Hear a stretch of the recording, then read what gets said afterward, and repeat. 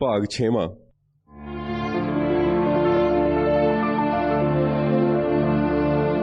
ਮਰਦੇ ਮੁਜਾਹਿਦ ਸੰਤ ਜਰਨੈਲ ਸਿੰਘ ਜੀ ਖਾਲਸਾ ਭਿੰਡਰਾਂਵਾਲੇ। ਸੋ ਅਸੀਂ ਜਿੱਥੋਂ ਆਪਣੀ ਗੱਲਬਾਤ ਛੱਡੀ ਸੀ ਉੱਥੋਂ ਸ਼ੁਰੂ ਕਰਦੇ ਹਾਂ। ਬਿਲਕੁਲ ਜੀ। ਕਹਿੰਦੇ ਨੇ ਕਿ ਜਦੋਂ ਕੋਈ ਇਨਸਾਨ ਸਫਲ ਹੁੰਦਾ ਹੈ, ਕਾਮਯਾਬ ਹੁੰਦਾ ਹੈ, ਆਪਣੀ ਜ਼ਿੰਦਗੀ ਦੇ ਮਿਸ਼ਨ 'ਚ ਉਹ ਇੰਨੀ ਕੁ ਸ਼ੋਹਰਤ ਹਾਸਲ ਕਰ ਲੈਂਦਾ ਕਿ ਦੁਨੀਆ ਫਿਰ ਉਹਦੇ ਕਦਮ ਚੁੰਮਣ ਲੱਗਦੀ ਹੈ। ਸ਼ੋਹਰਤ ਦੀ ਸਿਖਰ ਤੇ ਪਹੁੰਚਿਆ ਨਜ਼ਰ ਆਉਂਦਾ ਹੈ ਤਾਂ ਅਖਬਾਰਾਂ ਵਾਲੇ ਬੰਦੇ, ਮੀਡੀਆ ਵਾਲੇ ਬੰਦੇ, ਜਾਂ ਉਸਦੇ ਜੀਵਨ ਦੇ ਉੱਤੇ ਖੋਜ ਕਰਨ ਵਾਲੇ ਬੰਦੇ, ਜੀਵਨੀ ਲਿਖਣ ਵਾਲੇ ਬੰਦੇ, ਲੇਖਕ, ਇਹ ਸਾਰੇ ਉਹਦੇ ਬਾਰੇ ਅਤੇ ਪਤੇ ਲਾਉਣ ਲੱਗ ਪੈਂਦੇ ਨੇ, ਉਹਦੀਆਂ ਕਮੀਆਂ, ਉਹਦੀਆਂ ਘਾਟਾਂ ਲੱਭਣ ਲੱਗ ਪੈਂਦੇ ਨੇ ਤਾਂ ਕਿ ਉਸਦੇ ਬਾਰੇ ਲੋਕਾਂ ਦੇ ਵਿੱਚ ਜਾ ਕੇ ਦੱਸਿਆ ਜਾਵੇ ਕਿ ਇਹ ਬੰਦਾ ਸਹੀ ਨਹੀਂ, ਅਸਲੀ ਸੱਚ ਤਾਂ ਉਹਦਾ ਇਹ ਹੈ। ਇਸ ਤਰੀਕੇ ਨਾਲ ਉਹ ਫਿਰ ਜਿਹੜੀ ਹੈ ਗੱਲ ਕਰਦੇ ਨੇ, ਖੋਜਾਂ ਕਰਨ ਲੱਗ ਜਾਂਦੇ ਨੇ ਮਤੇ ਉਸਦੇ ਬਾਰੇ ਅਸੀਂ ਕੁਛ ਨਾ ਕੁਛ ਲੱਭੀਏ, ਉਹਦੇ ਬਾਰੇ ਕੁਝ ਅਜਿਹਾ ਅਸੀਂ ਪੇਸ਼ ਕਰੀਏ ਜਿਹੜਾ ਸਾਰਾ ਜਿਹੜਾ ਕੁਛ ਹੈਗਾ ਉਹ ਅਸੀਂ ਕੱਢ ਕੇ ਅਸੀਂ ਲੋਕਾਂ ਦੇ ਸਾਹਮਣੇ ਰੱਖਾਂਗੇ, ਉਹਦਾ ਟੁੱਟੂਗਾ। ਇਸ ਤਰੀਕੇ ਨਾਲ ਬਹੁਤ ਕੁਝ ਚਾਲਾਂ ਚੱਲੀਆਂ ਗਈਆਂ, ਬਹੁਤ ਕੁਝ ਕੀਤਾ ਗਿਆ, ਪਰ ਸੰਤ ਜਰਨੈਲ ਸਿੰਘ ਜੀ ਦੀ ਸ਼ਖਸੀਅਤ ਇਸ ਤਰ੍ਹਾਂ ਦੀ ਸੀ ਕਿ ਲੋਕ, ਮੀਡੀਆ, ਗੁਣੀ ਗਿਆਨੀ ਬੰਦੇ, ਸੰਤ ਮਹਾਂਪੁਰਸ਼, ਹੋਰ ਜਿਹੜੇ ਬਾਕੀ ਸਨ, ਮੀਡੀਆ ਦੇ ਬੰਦੇ, ਉਹ ਸੋਚਣ ਲਈ ਮਜਬੂਰ ਹੋ ਗਏ ਕਿ ਸੰਤਾਂ ਦੀ ਸਫਲਤਾ ਦਾ ਰਾਜ਼ ਕੀ ਹੈ, ਉਹਨਾਂ ਦੀ ਕਾਮਯਾਬੀ ਦੇ ਪਿੱਛੇ ਹੱਥ ਕਿਹਦਾ। ਜਿੱਥੋਂ ਤੱਕ ਸੰਤ ਭਿੰਡਰਾਂਵਾਲਿਆਂ ਦੀ ਗੱਲ ਹੈ, ਉਹਨਾਂ ਤੇ ਸਿਵਾਏ ਅਕਾਲ ਪੁਰਖ ਦੇ ਹੱਥ ਤੋਂ ਹੋਰ ਕੋਈ ਹੱਥ ਨਜ਼ਰ ਨਹੀਂ ਆਉਂਦਾ। ਇਹ ਉਹੀ ਤਾਕਤਵਰ, ਉਹੀ ਸ਼ਕਤੀਸ਼ਾਲੀ ਹੱਥ ਹੈ ਜਿਸ ਬਾਰੇ ਗੁਰਬਾਣੀ ਦਾ ਫਰਮਾਨ ਹੈ, ਨੀਚੋ ਊਚ ਕਰੈ ਮੇਰਾ ਗੋਬਿੰਦ ਕਾਹੂ ਤੇ ਨਾ ਡਰੈ। ਸੋ ਇਹ ਅਕਾਲ ਪੁਰਖ ਦਾ ਜਿਹੜਾ ਹੱਥ ਸੀ ਸੰਤ ਜਰਨੈਲ ਸਿੰਘ ਜੀ ਖਾਲਸਾ ਭਿੰਡਰਾਂਵਾਲਿਆਂ ਤੇ, ਇਸ ਤੋਂ ਬਿਨਾਂ ਕੋਈ ਕਿਸੇ ਤੇ ਕਿਰਪਾ ਕਰ ਹੀ ਨਹੀਂ ਸਕਦਾ ਹੈਗਾ। ਮਨੁੱਖੀ ਕਿਰਪਾ, ਬੰਦੇ ਦੀ ਕਿਰਪਾ ਬੰਦੇ ਤੇ ਕਿਵੇਂ ਹੁੰਦੀ ਹੈ? ਉਹ ਤਾਂ ਚਾਰ ਛੇਲੜ ਕਿਸੇ ਨੂੰ ਦੇ ਸਕਦਾ, ਤੇ ਕਿਰਪਾ ਤਾਂ ਅਕਾਲ ਪੁਰਖ ਵਾਹਿਗੁਰੂ ਦੀ ਹੁੰਦੀ ਹੈ। ਜਦੋਂ ਕਿਸੇ ਦਾ ਜਸ ਫੈਲਣਾ ਹੁੰਦਾ, ਜਦੋਂ ਕਿਸੇ ਨੇ ਕਿਰਪਾ ਕਰਕੇ ਮਨੁੱਖੀ ਵਰਤਾਰੇ ਦਾ ਜਿਹੜਾ ਬਦਲ ਹੁੰਦਾ, ਉਸ ਨੂੰ, ਉਹ ਰੁਝਾਨ ਨੂੰ ਬਦਲਣਾ ਹੁੰਦਾ, ਉਹ ਸਿਰਫ ਤੇ ਸਿਰਫ ਅਕਾਲ ਪੁਰਖ ਵਾਹਿਗੁਰੂ ਦੀ ਕਿਰਪਾ ਹੋ ਸਕਦੀ ਹੈ।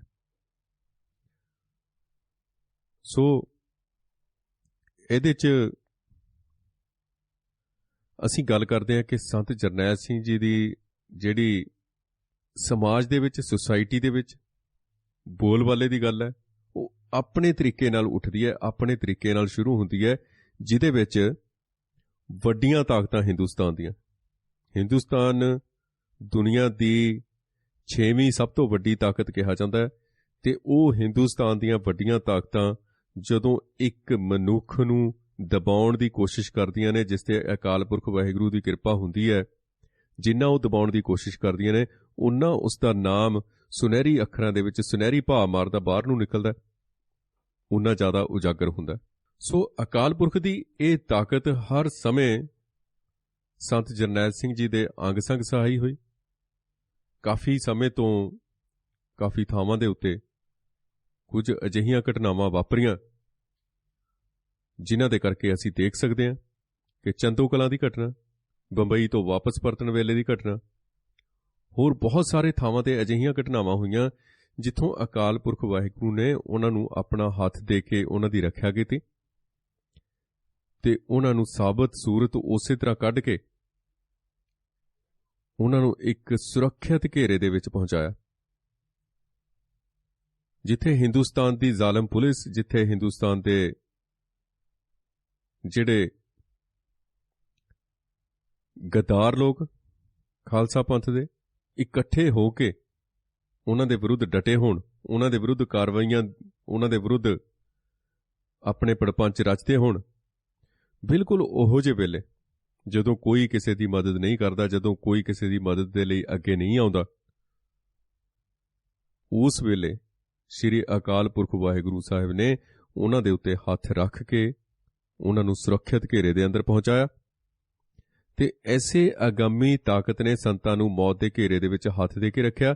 ਇਸ ਰੱਬੀ ਤਾਕਤ ਨੇ ਸੰਕਟ ਕਾਲ 'ਚ ਸੰਤਾਂ ਨੂੰ ਰਾਹ ਵਿਖਾਇਆ ਤੇ ਐਸੇ ਇਲਾਹੀ ਕ੍ਰਿਸ਼ਮੇ ਨੇ ਸੰਤਾਂ ਨੂੰ ਭਿੰਡਰਾਂਵਾਲੇ ਜਥੇ ਦੇ ਇੱਕ ਸਧਾਰਨ ਸੇਵਕ ਤੋਂ ਜਥੇ ਦਾ ਮੁਖੀ ਤੇ ਸੰਤ ਸ਼੍ਰੋਮਣੀ ਬਣਾ ਕੇ ਜ਼ਾਹਰੀ ਕਲਾ ਵਰਤਾਈ। ਇਹ ਸ਼੍ਰੀ ਅਕਾਲ ਪੁਰਖ ਵਾਹਿਗੁਰੂ ਤੋਂ ਬਿਨਾਂ ਹੋਰ ਕੋਈ ਨਹੀਂ ਹੋ ਸਕਦਾ ਹੈਗਾ। 12 ਸਤੰਬਰ 1981 ਨੂੰ ਸੰਤ ਭਿੰਡਰਾਂਵਾਲੇ ਚੰਦੋ ਕਲਾਂ ਹਰਿਆਣਾ 'ਚ ਸਨ।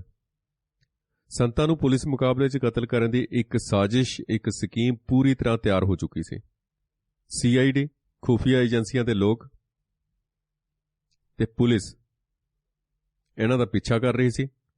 ਰਾਤ ਦੇ 9 ਵਜੇ ਸੰਤ ਚੰਦੂ ਕਲਾਂ ਤੋਂ ਚੌਕ ਮਹਿਤਾ ਵੱਲ ਚੱਲ ਪਏ। ਰਾਹ ਦੇ ਵਿੱਚ ਥਾਂ-ਥਾਂ ਤੇ ਰੁਕਾਵਟਾਂ ਸਨ। ਹਰ ਸੜਕ ਤੇ ਪੁਲਿਸ ਤਾਇਨਾਤ ਕਰ ਦਿੱਤੀ ਗਈ ਸੀ ਤੇ ਹੁਕਮ ਦਿੱਤਾ ਗਿਆ ਸੀ ਕਿ ਸੰਤ ਜਰਨੈਲ ਸਿੰਘ ਜੀ ਨੂੰ ਮਹਿਤਾ ਚੌਕ ਪਹੁੰਚਣ ਨਾ ਦਿੱਤਾ ਜਾਏ ਤੇ ਜਿੱਥੇ ਉਹ ਮਿਲਦੇ ਨੇ ਉੱਥੇ ਹੀ ਉਹਨਾਂ ਨੂੰ ਗ੍ਰਿਫਤਾਰ ਕਰ ਲਿਆ ਜਾਵੇ। ਇੰਨੇ ਜ਼ਬਰਦਸਤ ਪੁਲਿਸ ਬੰਦੋਬਸਤ ਹੋਣ ਦੇ ਬਾਵਜੂਦ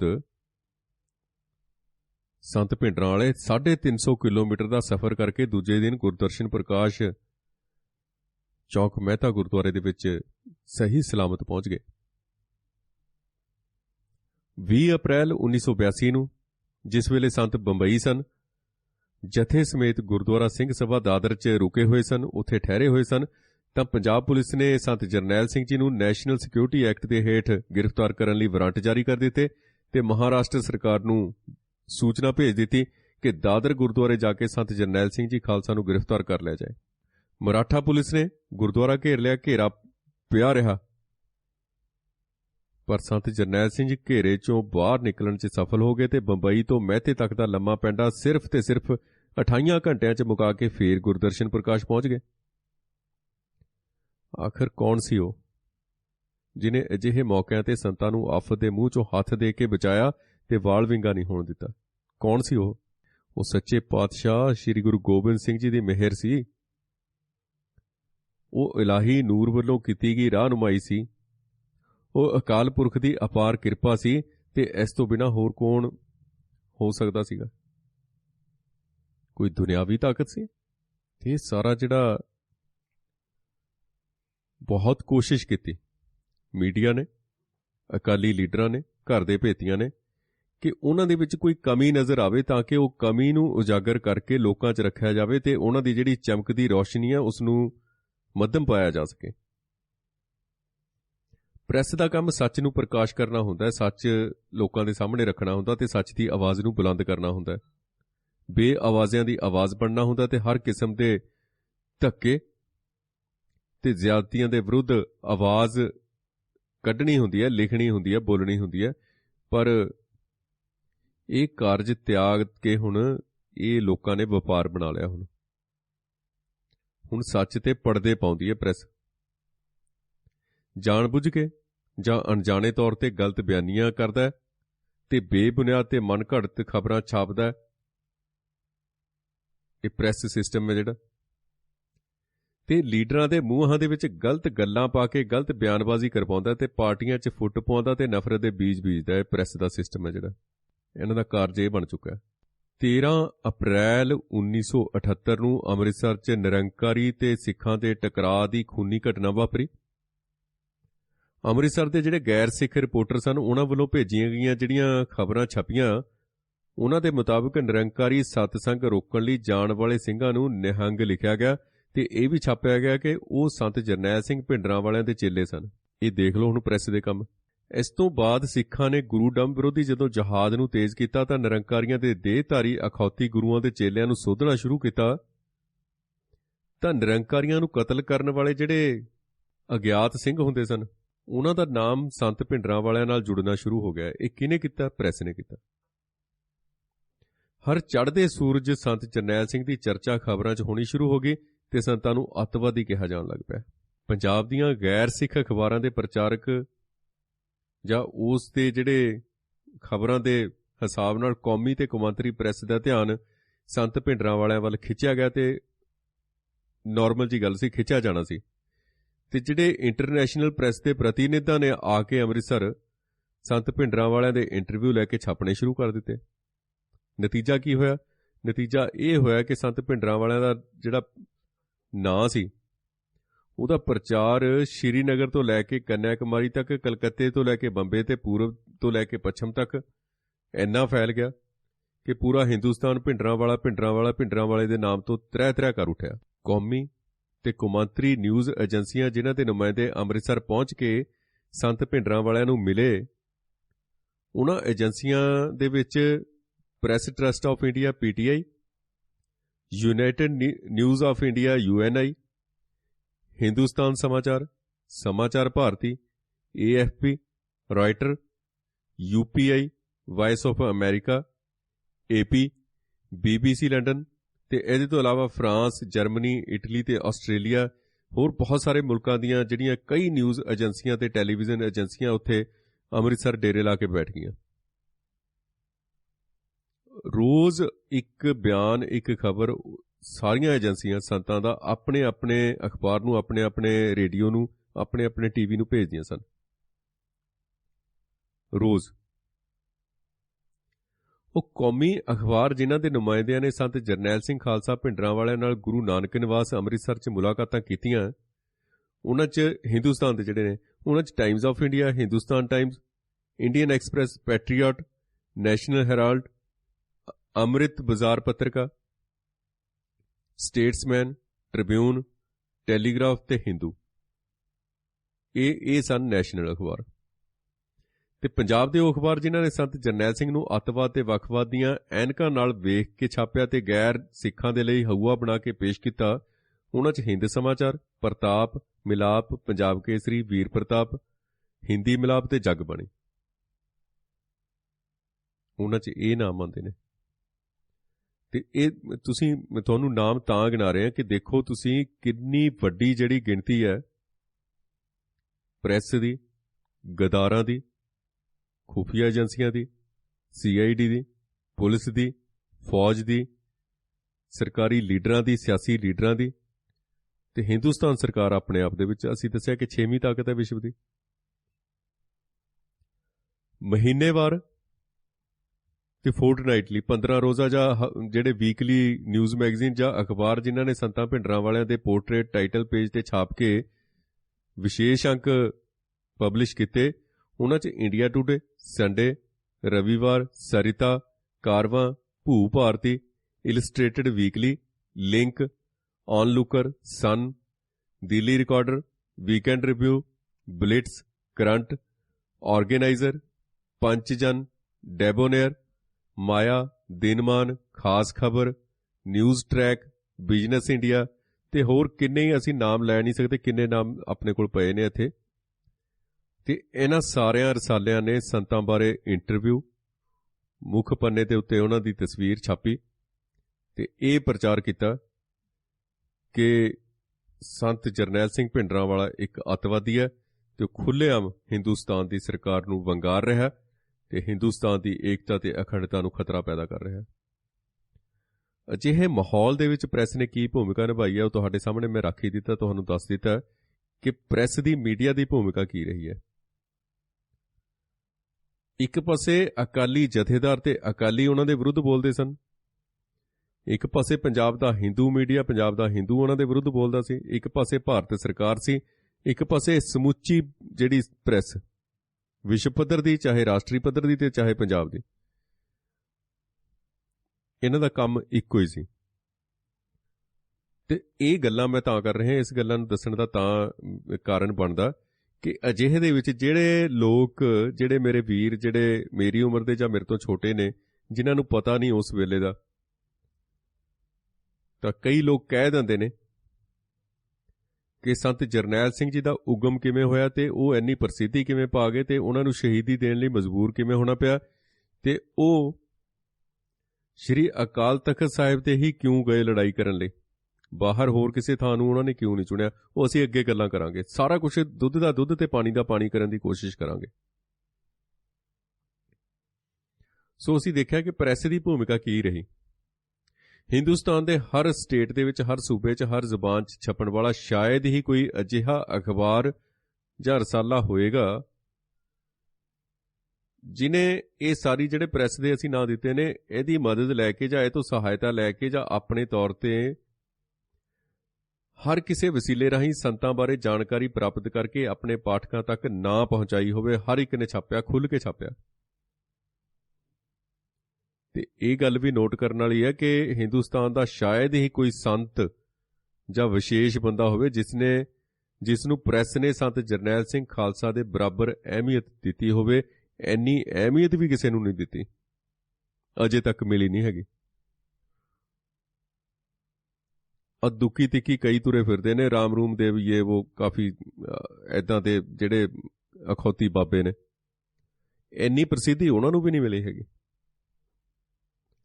ਤਾਂ ਇਹ ਅਕਾਲ ਪੁਰਖ ਵਾਹਿਗੁਰੂ ਦੀ ਕਿਰਪਾ ਸੀ ਕਿ ਇੰਨੀਆਂ ਰੋਕਾਂ ਦੇ ਬਾਵਜੂਦ, ਇੰਨੇ ਵਿਰੋਧਾਂ ਦੇ ਬਾਵਜੂਦ, ਘਰ ਦੇ ਵਿੱਚੋਂ ਵੀ ਵਿਰੋਧਤਾ, ਬਾਹਰ ਦੇ ਵਿੱਚੋਂ ਵੀ ਵਿਰੋਧਤਾ, ਚਾਰੇ ਪਾਸਿਓਂ ਵਿਰੋਧਤਾ, ਉਸ ਦੇ ਬਾਵਜੂਦ ਸੰਤਾਂ ਦਾ ਨਾਮ ਇੰਨਾ ਰੌਸ਼ਨ ਕਿਉਂ ਹੋਇਆ, ਇੰਨਾ ਰੌਸ਼ਨ ਹੋ ਕਿਵੇਂ ਗਿਆ?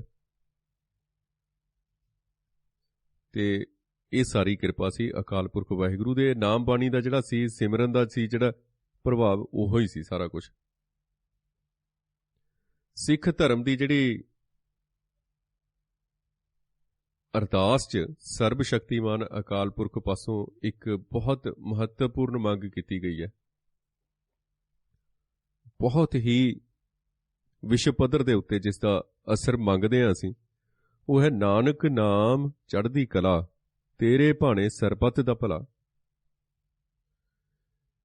ਦੁਨੀਆ ਭਰ 'ਚ ਸਿਵਾਏ ਸਿੱਖ ਮਜ਼ਹਬ ਤੋਂ ਹਰ ਕੋਈ ਮਜ਼ਹਬ ਅਜਿਹਾ ਨਹੀਂ ਹੋਏਗਾ ਜਿਹਦੀ ਪ੍ਰਾਰਥਨਾ 'ਚ ਚੜ੍ਹਦੀ ਕਲਾ 'ਚ ਰਹਿਣ ਦੇ ਸਾਰੇ ਲੋਕਾਂ ਦੇ ਭਲੇ ਦੀ ਮੰਗ ਕੀਤੀ ਗਈ ਹੋਵੇ। ਸਿਰਫ ਤੇ ਸਿਰਫ ਕੌਮਾਂਤਰੀ ਭਾਈਚਾਰੇ ਦੀ ਜੇ ਚੜ੍ਹਦੀ ਕਲਾ ਦੀ ਗੱਲ ਕਰਦਾ ਕੋਈ ਧਰਮ, ਤਾਂ ਉਹ ਸਿੱਖ ਧਰਮ ਕਰਦਾ। ਤੇ ਅਰਦਾਸ ਦੇ ਵਿੱਚ ਅਸੀਂ ਰੋਜ਼ ਇਹ ਚੜ੍ਹਦੀ ਕਲਾ ਮੰਗਦੇ ਹਾਂ, ਸਰਬੱਤ ਦਾ ਭਲਾ ਮੰਗਦੇ ਹਾਂ, ਸਰਬੱਤ ਦਾ, ਯੂਨੀਵਰਸ ਦਾ। ਇਹ ਅਰਦਾਸ ਸਮੂਹਿਕ ਰੂਪ 'ਚ ਗੁਰਦੁਆਰਿਆਂ ਦੇ ਅੰਦਰ ਤੇ ਨਿੱਜੀ ਤੌਰ ਤੇ ਘਰਾਂ 'ਚ ਹਰ ਰੋਜ਼ ਕਰਦੇ ਹਾਂ। ਅਸੀਂ ਦਿਨ 'ਚ 2-3 ਵਾਰ ਕਰਦੇ ਹਾਂ। ਭਲਾ ਚਾਹੁਣ ਵਾਲੇ, ਸਰਬੱਤ ਦਾ ਭਲਾ ਚਾਹੁਣ ਵਾਲੇ ਜਿਹੜੇ ਸਿੱਖਾਂ ਦੀ ਅਰਦਾਸ ਕਦੇ ਬਿਰਥੀ ਜਾ ਸਕਦੀ ਹੈ? ਇਹ ਦੱਸੋ। ਜੇ ਤਾਂ ਆਪਣੇ ਬਾਰੇ ਅਸੀਂ ਮੰਗਦੇ ਹਾਂ ਕੁਝ, ਵਧੀਆ ਲਗਜ਼ਰੀ ਕਾਰ ਮਿਲ ਜਾਏ, ਵਧੀਆ ਘਰ ਮਿਲ ਜਾਏ, ਵਧੀਆ ਇੰਨਾ ਪੈਸਾ ਹੋ ਜਾਏ, ਸਾਡੇ ਪੁੱਤ ਪੋਤਰੇ ਭਰਾ ਏਦਾਂ ਸਾਰੇ ਤਰੱਕੀਆਂ ਕਰਨ, ਇਹ ਤਾਂ ਅਰਦਾਸਾਂ ਕਰਦੇ ਨੇ ਲੋਕ, ਮੰਦਰਾਂ ਮਸੀਤਾਂ 'ਚ ਜਾ ਮੱਥੇ ਟੇਕ ਕੇ ਸੁੱਖਾਂ ਸੁੱਖਦੇ ਨੇ। ਪਰ ਸਰਬੱਤ ਦੇ ਭਲੇ ਦੀ ਅਰਦਾਸ ਜਿਹੜੀ ਕੀਤੀ ਗਈ ਹੋਵੇ, ਉਹ ਬਿਰਥੀ ਕਿਵੇਂ ਜਾ ਸਕਦੀ ਹੈ? ਸਮੇਂ ਦੇ ਸਫ਼ਰ ਦੇ ਨਾਲ ਤੁਰਦਿਆਂ ਤੁਰਦਿਆਂ ਇਹ ਉਸ ਥਾਂ ਤੇ ਜਾ ਪਹੁੰਚੀ ਜਿੱਥੇ ਹਰ ਸਿੱਖ ਨੇ ਹੀ ਚੜ੍ਹਦੀ ਕਲਾ 'ਚ ਰਹਿਣਾ ਸ਼ੁਰੂ ਕਰ ਦਿੱਤਾ। ਚੜ੍ਹਦੀ ਕਲਾ ਦੇ ਬੋਲੇ ਨੇ ਸਿੱਖਾਂ ਦਾ ਇੰਨਾ ਬੋਲਬਾਲਾ ਕਰ ਦਿੱਤਾ ਕਿ ਜਦੋਂ ਇੱਕ ਸਿੱਖ ਦੂਜੇ ਤੋਂ ਪੁੱਛਦਾ ਕਿ ਕੀ ਹਾਲ ਹੈ, ਤਾਂ ਅੱਗਿਓਂ ਜਵਾਬ ਮਿਲਦਾ ਚੜ੍ਹਦੀ ਕਲਾ। ਏਦਾਂ ਨਹੀਂ ਕਹਿੰਦਾ ਕਿ ਠੀਕ ਠਾਕ ਹੈ। ਇਹ ਚੜ੍ਹਦੀ ਕਲਾ ਇਸ ਹੱਦ ਤੱਕ ਸਿੱਖਾਂ ਦੇ ਮੂੰਹ ਤੇ ਚੜ੍ਹੀ ਹੋਈ ਹੈ ਕਿ ਜਦੋਂ ਕੋਈ ਗੈਰ ਸਿੱਖ ਵੀ ਪੁੱਛ ਬੈਠੇ ਕਿ ਸਰਦਾਰ ਜੀ ਕੀ ਹਾਲ ਹੈ, ਤਾਂ ਵੀ ਉਸ ਵਕਤ ਸਰਦਾਰ ਜੀ ਦੇ ਮੂੰਹੋਂ ਆਪਣੇ ਆਪ ਹੀ ਨਿਕਲਦਾ ਕਿ ਚੜ੍ਹਦੀ ਕਲਾ। ਹੁਣ ਮੈਂ ਤਾਂ ਕਈ ਹਿੰਦੂ ਵੀਰਾਂ ਦੇ, ਕਈ ਭੈਣਾਂ ਦੇ ਮੂੰਹੋਂ ਵੀ ਹੁਣ ਮੈਂ ਸੁਣਦਾ ਕਿ ਇੰਨਾ ਇਹ ਬੋਲਾ ਜਿਹੜਾ ਹੈਗਾ ਉਹ ਮੂੰਹ ਤੇ ਜ਼ੁਬਾਨ ਤੇ ਚੜ੍ਹ ਚੁੱਕਿਆ ਹੈ, ਸਾਡੇ ਦਿਮਾਗ ਦੇ ਵਿੱਚ ਫਿੱਟ ਹੋ ਗਿਆ ਚੜ੍ਹਦੀ ਕਲਾ ਸ਼ਬਦ, ਕਿ ਇਹਨੂੰ ਹੁਣ ਕੋਈ ਕੱਢ ਨਹੀਂ ਸਕਦਾ ਹੈਗਾ। ਇਹ ਦਬਾਅ ਚੋਂ ਨਿਕਲਿਆ ਹੋਇਆ ਬੋਲਾ, ਦਬਾਅ ਚੋਂ, ਪ੍ਰੈਸ਼ਰ ਚੋਂ ਨਿਕਲਿਆ ਹੋਇਆ, ਤਸ਼ੱਦਦ ਚੋਂ ਨਿਕਲਿਆ ਹੋਇਆ। ਹਿਸਟਰੀ ਹੈ, ਇਤਿਹਾਸ ਗਵਾਹ ਹੈ, ਜਦੋਂ ਕੋਈ ਪ੍ਰੈਸ਼ਰ ਬਣਦਾ ਇਸ ਕੌਮ ਦੇ ਉੱਤੇ, ਹੋਰ ਜ਼ਿਆਦਾ ਚੜ੍ਹਦੀ ਕਲਾ ਹੁੰਦਾ, ਹੋਰ ਜ਼ਿਆਦਾ ਚੜ੍ਹਦੀ ਕਲਾ ਦੇ ਵਿੱਚ ਜਾਂਦੀ ਹੈ ਇਹ ਕੌਮ। ਬਿਲਕੁਲ। ਜਿੱਥੋਂ ਤੱਕ ਸੰਤ ਜਰਨੈਲ ਸਿੰਘ ਜੀ ਦੀ ਚੜ੍ਹਦੀ ਕਲਾ ਦਾ ਸਵਾਲ ਹੈ, ਸੰਤਾਂ ਨੂੰ ਕਦੇ ਕਿਸੇ ਨੇ ਢਹਿੰਦੀ ਕਲਾ 'ਚ ਨਹੀਂ ਵੇਖਿਆ ਹੈਗਾ, ਕਦੇ ਵੀ। ਜਿੰਨਾ ਉਹਨਾਂ ਦਾ 1978 ਤੋਂ ਲੈ ਕੇ 1984 ਤੱਕ ਦਾ ਸਫ਼ਰ ਹੈ, 6 ਸਾਲਾਂ ਦਾ, ਇਹ 6 ਸਾਲਾਂ 'ਚ ਕਿਸੇ ਨੇ ਉਹਨਾਂ ਨੂੰ ਢਹਿੰਦੀ ਕਲਾ 'ਚ ਨਹੀਂ ਦੇਖਿਆ। ਉਹ ਹਰ ਸਮੇਂ ਚੜ੍ਹਦੀ ਕਲਾ ਦਾ ਸਾਕਾਰ ਰੂਪ ਦਿਖਾਈ ਦਿੰਦੇ ਸਨ। ਕਈ ਵਾਰ ਤਾਂ ਇੰਜ ਮਹਿਸੂਸ ਹੋਣ ਲੱਗ ਪੈਂਦਾ ਸੀ ਕਿ ਸੰਤ ਭਿੰਡਰਾਂ ਵਾਲੇ ਦਾ ਦੂਜਾ ਨਾਮ ਹੀ ਚੜ੍ਹਦੀ ਕਲਾ ਤੇ ਚੜ੍ਹਦੀ ਕਲਾ ਦਾ ਦੂਜਾ ਨਾਮ ਸੰਤ ਭਿੰਡਰਾਂ ਵਾਲੇ। ਇੱਕ ਵਾਰ ਇੱਕ ਪੱਤਰਕਾਰ ਨੇ ਸੰਤਾਂ ਨੂੰ ਪੁੱਛਿਆ ਕਿ ਕੀ ਤੁਸੀਂ ਗੁਰੂ ਨਾਨਕ ਨਿਵਾਸ ਚੋਂ ਇਸ ਲਈ ਬਾਹਰ ਨਹੀਂ ਨਿਕਲ ਰਹੇ ਕਿ ਬਾਹਰ ਜਾਣ ਨਾਲ ਤੁਹਾਡੀ ਜਾਨ ਨੂੰ ਖਤਰਾ? ਇਹ ਸੁਣ ਕੇ ਸੰਤ ਜੀ ਜਲਾਲ ਚ ਆ ਗਏ। ਉਹਨਾਂ ਦਾ ਮੂੰਹ ਲਾਲ ਹੋ ਗਿਆ, ਚਿਹਰਾ ਲਾਲ ਹੋ ਗਿਆ। ਉਹ ਕਹਿੰਦੇ, ਸਿੰਘ ਕੀ ਤੇ ਡਰ ਕੀ, ਸਿੱਖ ਕੀ ਤੇ ਸਹਿਮ ਕੀ। ਸੰਤਾਂ ਨੇ ਉਸ ਪੱਤਰਕਾਰ ਨੂੰ ਜਿਹੜਾ ਜਵਾਬ ਦਿੱਤਾ ਉਹ ਸੰਤਾਂ ਦੀ ਚੜ੍ਹਦੀ ਕਲਾ ਦਾ ਪ੍ਰਤੱਖ ਸਬੂਤ ਹੈ। ਸੰਤ ਕਹਿਣ ਲੱਗੇ ਕਿ ਮੈਂ ਬੁਜ਼ਦਿਲ ਬਣਨ ਲਈ ਪੈਦਾ ਨਹੀਂ ਹੋਇਆ। ਸੱਚਾ ਸਿੱਖ ਕਿਸੇ ਤੋਂ ਡਰਦਾ ਨਹੀਂ, ਜੇ ਡਰਦਾ ਹੈ ਤਾਂ ਉਹ ਸਿੱਖ ਨਹੀਂ। ਮੈਂ ਮੋਰਚੇ ਦੀ ਅਗਵਾਈ ਕਰਨਾ ਆਪਣੀ ਜ਼ਿੰਮੇਵਾਰੀ ਸਮਝਦਾ ਤੇ ਇਸੇ ਲਈ ਇੱਥੇ ਗੁਰੂ ਨਾਨਕ ਨਿਵਾਸ 'ਚ ਰਹਿਣਾ। ਮੈਨੂੰ ਪਤਾ ਹੈ ਕਿ ਮੇਰੇ ਕਤਲ ਦੀਆਂ ਸਾਜ਼ਿਸ਼ਾਂ ਰਚੀਆਂ ਜਾਂਦੀਆਂ ਰਹੀਆਂ, ਪਰ ਮੈਂ ਮੌਤ ਤੋਂ ਨਹੀਂ ਡਰਦਾ। ਮੋਰਚੇ ਕਾਰਨ ਮੈਂ ਗੁਰੂ ਨਾਨਕ ਨਿਵਾਸ 'ਚੋਂ ਬਾਹਰ ਨਹੀਂ ਜਾ ਰਿਹਾ। ਜਦੋਂ ਮੋਰਚਾ ਖਤਮ ਹੋ ਜਾਏਗਾ ਤਾਂ ਮੇਰੇ ਇੱਥੇ ਬੈਠੇ ਰਹਿਣ ਦਾ ਤਾਂ ਸਵਾਲ ਹੀ ਪੈਦਾ ਨਹੀਂ ਹੁੰਦਾ।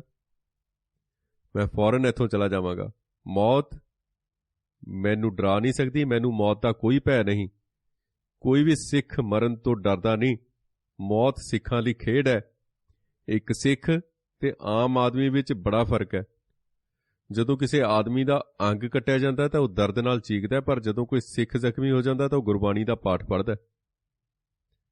ਜੇ ਕਿਸੇ ਆਦਮੀ ਦਾ ਸਿਰ ਕੱਟਿਆ ਜਾਏ ਤਾਂ ਉਹ ਮਰ ਜਾਂਦਾ, ਪਰ ਜੇ ਕਿਸੇ ਸਿੱਖ ਦਾ ਸੀਸ ਲੱਥ ਜਾਏ ਤਾਂ ਉਹ ਡਿੱਗਣ ਤੋਂ ਪਹਿਲਾਂ 3 ਮੀਲ ਚੱਲ ਸਕਦਾ। ਯਾਦ ਰੱਖੋ, ਜਿਸ ਟਕਸਾਲ ਦਾ ਮੈਂ ਸੇਵਾਦਾਰ ਹਾਂ ਉਹਦੇ ਪਹਿਲੇ ਸੰਤ ਸ਼ਹੀਦ ਬਾਬਾ ਦੀਪ ਸਿੰਘ ਜੀ ਯੁੱਧ 'ਚ ਸੀਸ ਕੱਟੇ ਜਾਣ ਤੋਂ ਬਾਅਦ ਤਲੀ ਤੇ ਸੀਸ ਧਰ ਕੇ 3 ਮੀਲ ਸਫ਼ਰ ਕਰਦੇ ਅੰਮ੍ਰਿਤਸਰ ਪਹੁੰਚੇ ਸਨ। ਤੇ ਜਦੋਂ ਜਿਸਮ ਠੰਡਾ ਹੋਣ ਲੱਗਾ ਤਾਂ ਉਹਨਾਂ ਨੇ ਸ਼ਕਤੀ ਨਾਲ, ਤਾਕਤ ਨਾਲ ਆਪਣਾ ਕੱਟਿਆ ਹੋਇਆ ਸੀਸ ਵਗਾ ਕੇ ਮਾਰਿਆ ਤੇ ਸ਼੍ਰੀ ਦਰਬਾਰ ਸਾਹਿਬ ਦੀ ਪਰਿਕਰਮਾ 'ਚ ਗੁਰੂ ਦੇ ਚਰਨਾਂ 'ਚ ਪਹੁੰਚਾਤਾ।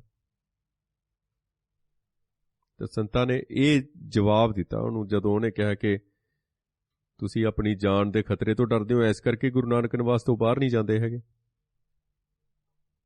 ਸੋ ਇਹ ਗੱਲਾਂ ਨੇ। ਸੰਤ ਹਥਿਆਰਾਂ ਦੀ ਜਿਹੜੀ ਸੀ ਉਹ ਅਰਦਾਸ ਕਰਦੇ ਸਨ, ਉਹਨਾਂ ਨੂੰ ਮੱਥਾ ਟੇਕਦੇ ਸਨ। ਲੋਕ ਕਹਿੰਦੇ ਨੇ ਕਿ ਜਿਹੜਾ ਸੰਤ ਹਥਿਆਰ ਰੱਖਦਾ ਉਹ ਸੰਤ ਨਹੀਂ ਹੋ ਸਕਦਾ। ਪ੍ਰਚਾਰ ਬੜਾ ਕੀਤਾ ਗਿਆ, ਉਹ ਸੰਤ ਨਹੀਂ ਹੋ ਸਕਦਾ। ਉਹ ਸੰਤ ਕਿਵੇਂ ਹੋ ਸਕਦਾ ਜਿਹੜਾ ਹਥਿਆਰ ਰੱਖਦਾ? ਕਹਿੰਦੇ ਬੜਾ ਪ੍ਰਚਾਰ ਕੀਤਾ ਗਿਆ, ਅਕਾਲੀਆਂ ਨੇ ਵੀ ਕੀਤਾ।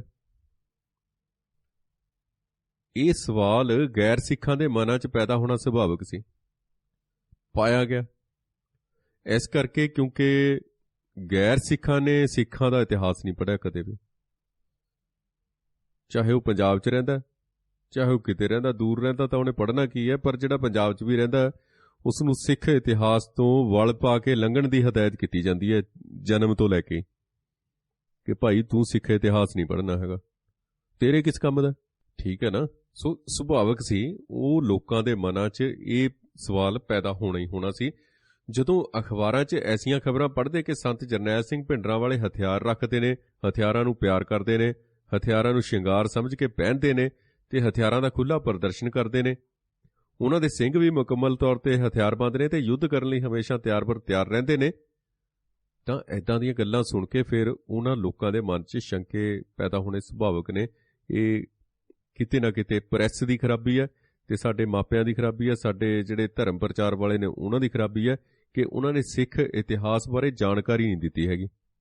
ਇਹ ਗੱਲ ਹੈ ਕਿ ਇਹਨਾਂ ਲੋਕਾਂ ਦੇ ਖਿਆਲ 'ਚ ਸੰਤਾਂ ਦਾ ਜਿਹੜਾ ਫਰਜ਼ ਸਿਰਫ ਹੈ ਉਹ ਮਾਲਾ ਫੇਰਨੀ ਹੁੰਦਾ, ਨਾਮ ਜਪਣਾ ਨਹੀਂ।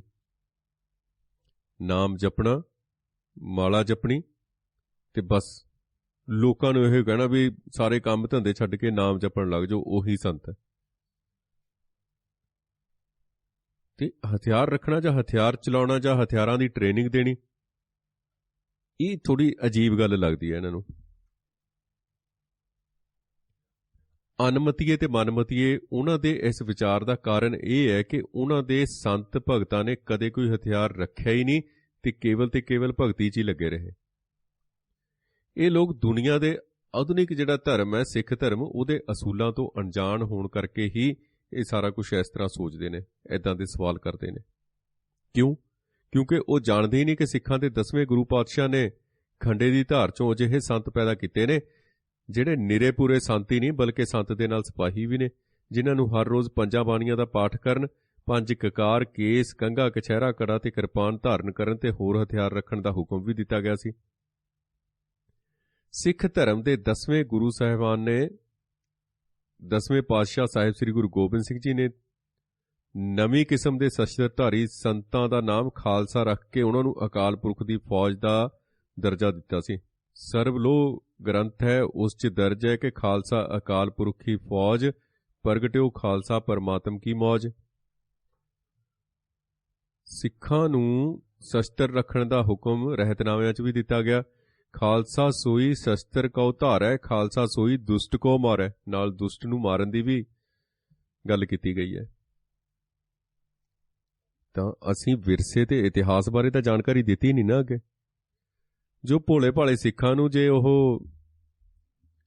ਗੁਰੂ ਦੋਖੀ ਸਿੱਖਾਂ ਨੂੰ ਦੱਸਿਆ ਜਾਵੇ ਕਿ ਇਹ ਇਤਿਹਾਸ ਹੈ, ਇਹ ਸਾਡਾ ਵਿਰਸਾ ਹੈ, ਸਾਡੇ ਗੁਰੂ ਸਾਹਿਬ ਨੇ ਇਹੋ ਹੀ ਚੀਜ਼ਾਂ ਸਾਨੂੰ ਦਿੱਤੀਆਂ ਨੇ, ਤਾਂ ਉੱਥੇ ਕਸਰ ਰਹਿ ਗਈ ਸਾਡੇ ਕੋਲੋਂ, ਸਾਡੀ ਕੌਮ ਕੋਲੋਂ। ਇੰਨਾ ਹੀ ਨਹੀਂ, ਅੱਗੇ ਲਿਖਿਆ ਗਿਆ ਕਿ ਸ਼ਸਤਰਹੀਨ ਇਹ ਕਬਹੂ ਨਾ ਹੋਈ, ਰਹਿਤਵੰਤ ਖਾਲਸ ਹੈ ਸੋਈ। ਇਹ ਭਾਈ ਦੇਸਾ ਸਿੰਘ ਕਹਿੰਦੇ ਨੇ। ਨੀਲੇ ਘੋੜੇ ਦੇ ਸ਼ਾਹ ਸਵਾਰ, ਚਿੱਟਿਆਂ ਬਾਜ਼ਾਂ ਵਾਲੇ ਤੇ ਤੀਰ ਕਮਾਨਾਂ ਵਾਲੇ ਇਨਕਲਾਬੀ ਯੋਧੇ ਗੁਰੂ ਗੋਬਿੰਦ ਸਿੰਘ ਜੀ ਨੇ ਸ਼ਸਤਰਾਂ ਦੀ ਸ਼ਲਾਘਾ 'ਚ ਬਹੁਤ ਕੁਝ ਲਿਖਿਆ ਤੇ ਤੇਗ ਦੀ ਤਾਰੀਫ ਕਰਦਿਆਂ ਤੀਰ ਕਮਾਨ ਵਾਲੇ ਪਾਤਸ਼ਾਹ ਫਰਮਾਉਂਦੇ ਨੇ, ਖੰਡ ਬਿਹੰਡ ਖਲਦਲ ਖੰਡ ਅਤੇ ਰਣ ਮੰਡ ਬਰਪੰਡ, ਭੁਜ ਦੰਡ ਅਖੰਡ ਤੇਜ ਪ੍ਰਚੰਡ, ਜੋਤ ਅਮੰਡ ਭਾਨ ਪ੍ਰਭੰ, ਸੁਖ ਸੰਤਾਂ ਕਰਨ ਦੂਰ ਮਤ ਦਰਨ, ਕਿਲ ਬਿਖ ਹਰਨ ਅਸ ਸਰਨ, ਜੈ ਜੈ ਜਗ ਕਾਰਨ ਸ੍ਰਿਸ਼ਟ ਉਬਾਰਨ, ਮਮ ਪ੍ਰਤਪਾਰਨ ਜੈ ਤੇਗੰ। ਸੋ ਇਹ ਗੱਲਾਂ ਨੇ ਬਈ ਸਾਨੂੰ ਸਾਡੇ ਵਿਰਸੇ 'ਚ ਮਿਲੀਆਂ ਨੇ, ਸਾਡੇ ਵਿਰਸੇ 'ਚ ਆਈਆਂ ਨੇ। ਸੋ ਉਹ ਜੋ ਚੀਜ਼ਾਂ ਸਾਡੇ ਰਹਿਤਨਾਮਿਆਂ 'ਚ ਮਿਲੀਆਂ ਨੇ ਸਾਨੂੰ, ਉਹ ਅਸੀਂ ਤਾਂ ਨਹੀਂ ਅਪਣਾਈਆਂ ਹੈਗੀਆਂ, ਉਹ ਸੰਤ ਜਰਨੈਲ ਸਿੰਘ ਜੀ ਨੇ ਅਪਣਾਈਆਂ ਤੇ ਇਹ ਉਹਨਾਂ ਨੂੰ ਚੁਭੀਆਂ। ਇਸ ਤਰ੍ਹਾਂ ਅਸੀਂ ਦੇਖਦੇ ਹਾਂ। 10ਵੇਂ ਪਾਤਸ਼ਾਹ ਨੇ ਹਥਿਆਰਾਂ ਨੂੰ ਪੀਰਾਂ ਦਾ ਦਰਜਾ ਦਿੱਤਾ ਤੇ ਲਿਖਿਆ ਕਿ ਅਸ ਕਿਰਪਾਨ ਖੰਡੋ ਖੜਗ ਤਮਰ ਤੁਪਕ ਅਰਤੀਰ, ਸੈਫ ਸਰੋਹੀ ਸਹਿਥੀ ਯਹੀ ਹਮਾਰੇ ਪੀਰ। ਇੱਥੇ ਤੱਕ ਹੀ ਗੱਲ ਨਹੀਂ ਮੁੱਕਦੀ ਨਾ। ਸੱਚੇ ਪਾਤਸ਼ਾਹ ਪਰਮਾਤਮਾ ਨੂੰ ਵੀ ਸ਼ਸਤਰਾਂ ਤੇ ਲਸ਼ਕਾਰਿਆਂ 'ਚੋਂ ਵੇਖ ਕੇ ਨਮਸਕਾਰਿਆ ਤੇ ਉਹ ਕਹਿੰਦੇ ਨੇ ਕਿ ਨਮੋ ਖਗ ਖੰਡ ਕਿਰਪਾਨ ਕਟਾਰਨ, ਸਦਾ ਏਕ ਰੂਪ ਸਦਾ ਨਿਰਵਿਕਾਰਨ, ਨਮੋ ਬਾਣ ਪਾਣ ਨਮੋ ਦੰਡ ਧਾਰਿਓ, ਜਿਨ੍ਹਾਂ 14 ਲੋਕ ਜੋਤ ਬਿਥਾਰਿਓ, ਨਮਸਕਾਰਿ ਮੋਰ ਤੀਰ ਤਫੰਗ, ਨਮੋ ਖਗ ਅਦੰਗ ਅਪੇ ਅਪੰਗੰ, ਗਦਾਇਆਂ ਗ੍ਰਿਸ਼ਟੰ ਨਮੈ ਸਹਿਤੀਆਂ, ਜਿਨ੍ਹਾਂ ਬੁਲਿਆਂ ਬੀਰ ਬੀਸੋ ਬੀਅੰ, ਨਮੋ ਚੱਕਰ ਪਾਣ ਅਭੂਤ ਭੁਜਾਨ, ਨਮੋ ਉਗਰ ਦਾੜੰ ਮਹਾ ਗ੍ਰਿਸ਼ਟ ਗਾਣੰ, ਨਮੋ ਤੀਰ ਤੋਪੰ ਜਿਨੈ ਸਤਰ ਘੋਪੰ, ਨਮੋ ਧੋਪ ਪਟੰ ਜਿਨੈ ਦੁਸ਼ਟ ਦਟੰ। ਸੋ ਇਹ ਸੰਸਕ੍ਰਿਤ ਦੇ ਵਿੱਚ ਇਹ ਚੀਜ਼ਾਂ ਸਾਨੂੰ ਅੱਗੇ ਮਿਲਦੀਆਂ ਨੇ, ਜਿਨ੍ਹਾਂ ਦੇ ਅਰਥ ਕਦੇ ਗੱਲਾਂ ਬਾਤਾਂ ਚੱਲਣਗੀਆਂ ਤਾਂ ਕਰਾਂਗੇ। ਤਾਂ ਇੱਥੋਂ ਸਾਨੂੰ ਪਤਾ ਲੱਗਦਾ ਕਿ ਇਹ ਜਿਹੜੀਆਂ ਗੱਲਾਂ ਨੇ ਇਹ ਹਥਿਆਰਾਂ ਦੀ ਪੂਜਾ ਕਰਨ ਲਈ ਸਾਨੂੰ ਪ੍ਰੇਰਨਾ ਦਿੰਦੀਆਂ ਨੇ ਤੇ ਹਥਿਆਰ ਧਾਰਨ ਦੀ ਪ੍ਰੇਰਨਾ ਦਿੰਦੀਆਂ ਨੇ। ਸਾਹਿਬ ਸ਼੍ਰੀ ਗੁਰੂ ਹਰਗੋਬਿੰਦ ਸਾਹਿਬ ਜੀ, ਜਿਨ੍ਹਾਂ ਨੇ ਸਥਾਪਨਾ ਕੀਤੀ ਸ਼੍ਰੀ ਅਕਾਲ ਤਖਤ ਸਾਹਿਬ ਦੀ, ਜਿੱਥੇ ਇਹ ਸਾਰੀ ਲੜਾਈ ਹੋਈ, ਸਭ ਤੋਂ ਪਹਿਲਾਂ ਹਥਿਆਰ ਧਾਰਨ ਲਈ ਉਹਨਾਂ ਨੇ ਪ੍ਰੇਰਨਾ ਦਿੱਤੀ ਸੀ। ਸਭ ਤੋਂ ਪਹਿਲਾਂ ਉਹਨਾਂ ਨੇ ਕਿਹਾ ਸੀ ਕਿ ਸਿੱਖੋ, ਪੈਸੇ ਚੜਾਉਣੇ ਬੰਦ ਕਰ ਦਿਓ, ਹੁਣ ਮਾਇਆ ਚੜਾਉਣੀ ਬੰਦ ਕਰ ਦਿਓ, ਸਾਨੂੰ ਸੁੰਦਰ ਘੋੜੇ ਤੇ ਹਥਿਆਰ ਭੇਟ ਕਰਿਆ ਕਰੋ। ਇਹ ਸ਼੍ਰੀ ਅਕਾਲ ਤਖਤ ਸਾਹਿਬ ਤੋਂ ਇਹ ਰਵਾਇਤ ਸ਼ੁਰੂ ਹੋਈ ਸੀ, ਜਿਸ ਅਕਾਲ ਤਖਤ ਸਾਹਿਬ ਤੇ ਇਹ ਹਿੰਦੁਸਤਾਨ ਤੇ ਭਾਰਤ ਤੇ ਹਿੰਦੁਸਤਾਨ ਦੀ ਗੱਲ ਆ ਗਈ। ਹਿੰਦੁਸਤਾਨ ਦੀ ਗੱਲ ਵੀ ਕਰਾਂਗੇ ਕਦੇ।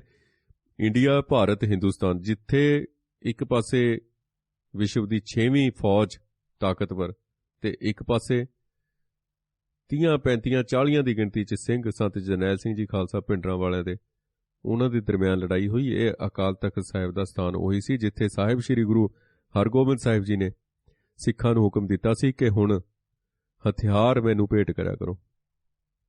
ਤੇ ਭੋਲੇ ਭਾਲੇ ਸਿੱਖ ਕਹਿੰਦੇ ਨੇ ਕਿ ਹਥਿਆਰ ਲਿਜਾਣ ਨਾਲ ਗੁਰਦੁਆਰੇ ਦੀ ਬੇਅਦਬੀ ਹੁੰਦੀ ਹੈ। ਸੰਤ ਜਰਨੈਲ ਸਿੰਘ ਜੀ ਖਾਲਸਾ ਭਿੰਡਰਾਂ ਵਾਲੇ ਹਥਿਆਰਾਂ ਦੀ ਉਪਮਾ ਤੇ ਪੂਜਾ ਤੇ ਉਪਾਸਨਾ ਤੇ ਉਹਨਾਂ ਦੀ ਸ਼ਰਧਾ ਇੰਨੀ ਬਣੀ ਹੋਈ ਸੀ ਤੇ ਉਹ ਇਹਨਾਂ ਨੂੰ ਧਾਰਨ ਕਰਨ ਵਾਲੇ ਤੇ ਸਿੱਖਾਂ ਨੂੰ ਹਥਿਆਰ ਰੱਖਣ ਦਾ ਹੁਕਮ ਦੇਣ ਵਾਲੇ ਮਹਾਨ ਸਤਿਗੁਰੂ ਕਲਗੀਧਰ ਦੇ ਪੁੱਤਰ ਤੇ ਸ਼ਸਤਰਾਂ ਪ੍ਰਤੀ ਇਹ ਸ਼ਰਧਾ ਭਾਵਨਾ ਤੇ ਜਜ਼ਬਾ ਕਿਵੇਂ ਪੈਦਾ ਨਾ ਹੁੰਦਾ। ਉਹ ਖੁਦ ਬਿਆਨਦੇ ਨੇ, ਖੁਦ ਬਿਆਨ ਕਰਦੇ ਨੇ ਉਹ ਇਹ ਗੱਲ ਅਸਲ ਸੱਚ ਨੂੰ। ਉਹ ਕਹਿੰਦੇ ਜਿਹੜਾ ਪੁੱਤ ਆਪਣੇ ਪਿਓ ਨਾਲ ਰਲਦਾ ਨਹੀਂ ਉਸ ਨੂੰ ਪਿਓ ਦਾ ਪੁੱਤਰ ਨਹੀਂ ਕਿਹਾ ਜਾਂਦਾ। ਮੇਰਾ ਪਿਤਾ ਸ੍ਰੀ ਗੁਰੂ ਗੋਬਿੰਦ ਸਿੰਘ ਹੈ ਜਿਸ ਨੂੰ ਕਕਾਰਾਂ ਤੇ ਹਥਿਆਰਾਂ ਨਾਲ ਅੰਤਾਂ ਦਾ ਮੋਹ ਸੀ। ਹਥਿਆਰ ਮਰਦਾਂ ਦਾ ਸ਼ਿੰਗਾਰ ਹੁੰਦੇ ਨੇ, ਯੋਧਿਆਂ ਦੀ ਨਿਸ਼ਾਨੀ ਹੁੰਦੇ ਨੇ। ਤੇ ਭਾਈ ਗੁਰਦਾਸ ਜੀ ਨੇ ਫਰਮਾਇਆ, ਵਾਹ ਪ੍ਰਗਟਿਓ ਮਰਦ ਅਗੰਮੜਾ ਵਰਿਆਮ ਅਕੇਲਾ, ਵਾਹ ਵਾਹ ਗੋਬਿੰਦ ਸਿੰਘ ਆਪੇ ਗੁਰਚੇਲਾ।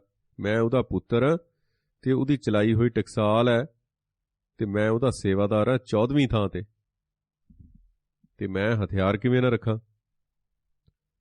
ਸਿੰਘਾਂ ਵਾਸਤੇ ਹਥਿਆਰ ਰੱਖਣੇ ਜ਼ਰੂਰੀ ਨੇ। ਜਿਹੜਾ ਸਿੱਖ ਹਥਿਆਰ ਨਹੀਂ ਰੱਖਦਾ ਉਹ ਭੇਡ ਵਰਗਾ। ਤੇ ਸਾਨੂੰ ਲਿਖਿਆ ਵੀ ਮਿਲਦਾ ਹੈ ਕਿ ਬਿਨਾਂ ਸ਼ਸਤਰ ਕੇਸੰ ਨਰਮ ਭੇਡ ਜਾਨੋ, ਗਹੇ ਕਾਨ ਤਾਕੇ ਕਿਤੈ ਲੈ ਸਿਧਾਨੋ, ਇਹੋ ਮੋਰ ਆਗਿਆ ਸੁਣੋ ਹੈ ਪਿਆਰੇ, ਬਿਨਾਂ ਤੇਗ ਕੇਸੰ ਦੇਵੋ ਨਾ ਦੀਦਾਰੇ। ਇਸੇ ਵਾਸਤੇ ਉਹ ਕਹਿੰਦੇ ਕਿ ਅਸੀਂ ਹਥਿਆਰ ਰੱਖਦੇ ਹਾਂ, ਹਥਿਆਰ ਧਾਰਨ ਕਰਦੇ ਹਾਂ। ਸ਼ਸਤਰ ਰੱਖ ਕੇ ਕਿਸੇ ਨਾਲ ਧੋਖਾ ਕਰਨਾ ਬਹੁਤ ਵੱਡਾ ਪਾਪ ਹੈ। ਕਿਸੇ ਸਿੱਖ ਵਾਸਤੇ ਸ਼ਸਤਰ ਰੱਖ ਕੇ ਆਪਣਾ ਹੱਕ ਨਾ ਲੈਣਾ ਉਹ ਤੋਂ ਵੀ ਵੱਡਾ ਪਾਪ ਹੈ। ਅਸੀਂ ਨਾ ਤਾਂ ਕਿਸੇ ਦਾ ਘਿਰਾਓ ਕਰਦੇ ਹਾਂ ਤੇ ਨਾ ਕੋਈ ਬੰਦਾ ਮਾਰਦੇ ਹਾਂ, ਨਾ ਸ਼ਿਕਾਰ ਖੇਡਦੇ ਹਾਂ, ਨਾ ਕਿਸੇ ਨੂੰ ਬਿਨਾਂ ਕਾਰਨ ਦਬਾਉਂਦੇ ਹਾਂ। ਸ਼ਸਤਰ ਰੱਖੇ ਨੇ ਤੇ ਆਪਣੀ ਰੱਖਿਆ ਵਾਸਤੇ ਰੱਖੇ ਨੇ। ਕਿਉਂਕਿ ਸੰਨ 1978 ਦੀ ਵਿਸਾਖੀ ਦੇ ਦਿਨ 13 ਸਿੰਘ ਸ਼ਹੀਦ ਹੋਏ ਤੇ 78 ਜ਼ਖਮੀ ਹੋਏ ਨੇ। ਕਈ ਸਿੰਘ ਕਾਨਪੁਰ 'ਚ ਸ਼ਹੀਦ ਹੋ ਗਏ, 2 ਮਧੂਬਨ 'ਚ ਸ਼ਹੀਦ ਹੋ ਗਏ। ਐਸੇ ਵਾਸਤੇ ਇਹ ਹਥਿਆਰ ਰੱਖੇ ਨੇ। ਜੇ ਆਪਣੀ ਰੱਖਿਆ ਕਰਨੀ ਮਾੜੀ ਹੈ ਤਾਂ ਮੈਂ ਪਾਪ ਕਰਦਾ, ਜੇ ਗਰੀਬਾਂ ਮਜ਼ਲੂਮਾਂ ਤੇ ਸਵੈ ਰੱਖਿਆ ਲਈ ਹਥਿਆਰ ਰੱਖਣੇ ਪੁੰਨ ਹੈ ਤਾਂ ਮੈਂ ਹਥਿਆਰ ਰੱਖ ਕੇ ਪੁੰਨ ਦਾ ਕੰਮ ਕਰਦਾ। ਫਿਰੋਜ਼ਪੁਰ ਜ਼ਿਲ੍ਹੇ ਦੀ ਫਾਜ਼ਿਲਕਾ ਤਹਿਸੀਲ ਦੇ ਜਲਾਲਾਬਾਦ ਪਿੰਡ 'ਚ ਇੱਕ ਹਿੰਦੂ ਦੀ ਧੀ ਕਿਸੇ ਨੇ ਜ਼ਬਰਦਸਤੀ ਘਰ ਪਾ ਲਈ। ਉਧਾਰ ਲਿਆਇਆ, ਉਹਨੂੰ ਅਗਵਾ ਕਰਕੇ ਲਿਆਇਆ, ਹਥਿਆਰਾਂ ਕਰਕੇ ਉਹ ਛੁਡਾ ਕੇ ਉਹਨੂੰ ਵਾਪਸ ਕੀਤੀ। ਕਿਹਨੇ ਵਾਪਸ ਕੀਤੀ ਕਿਸੇ ਨੂੰ ਨਹੀਂ ਪਤਾ ਹੈਗਾ। ਇਹ ਸੰਤ ਜਰਨੈਲ ਸਿੰਘ ਖਾਲਸਾ ਭਿੰਡਰਾਂ ਵਾਲਿਆਂ ਨੇ ਉਹ ਹਿੰਦੂ ਦੀ ਧੀ ਵਾਪਸ ਕਰਾਈ ਸੀ।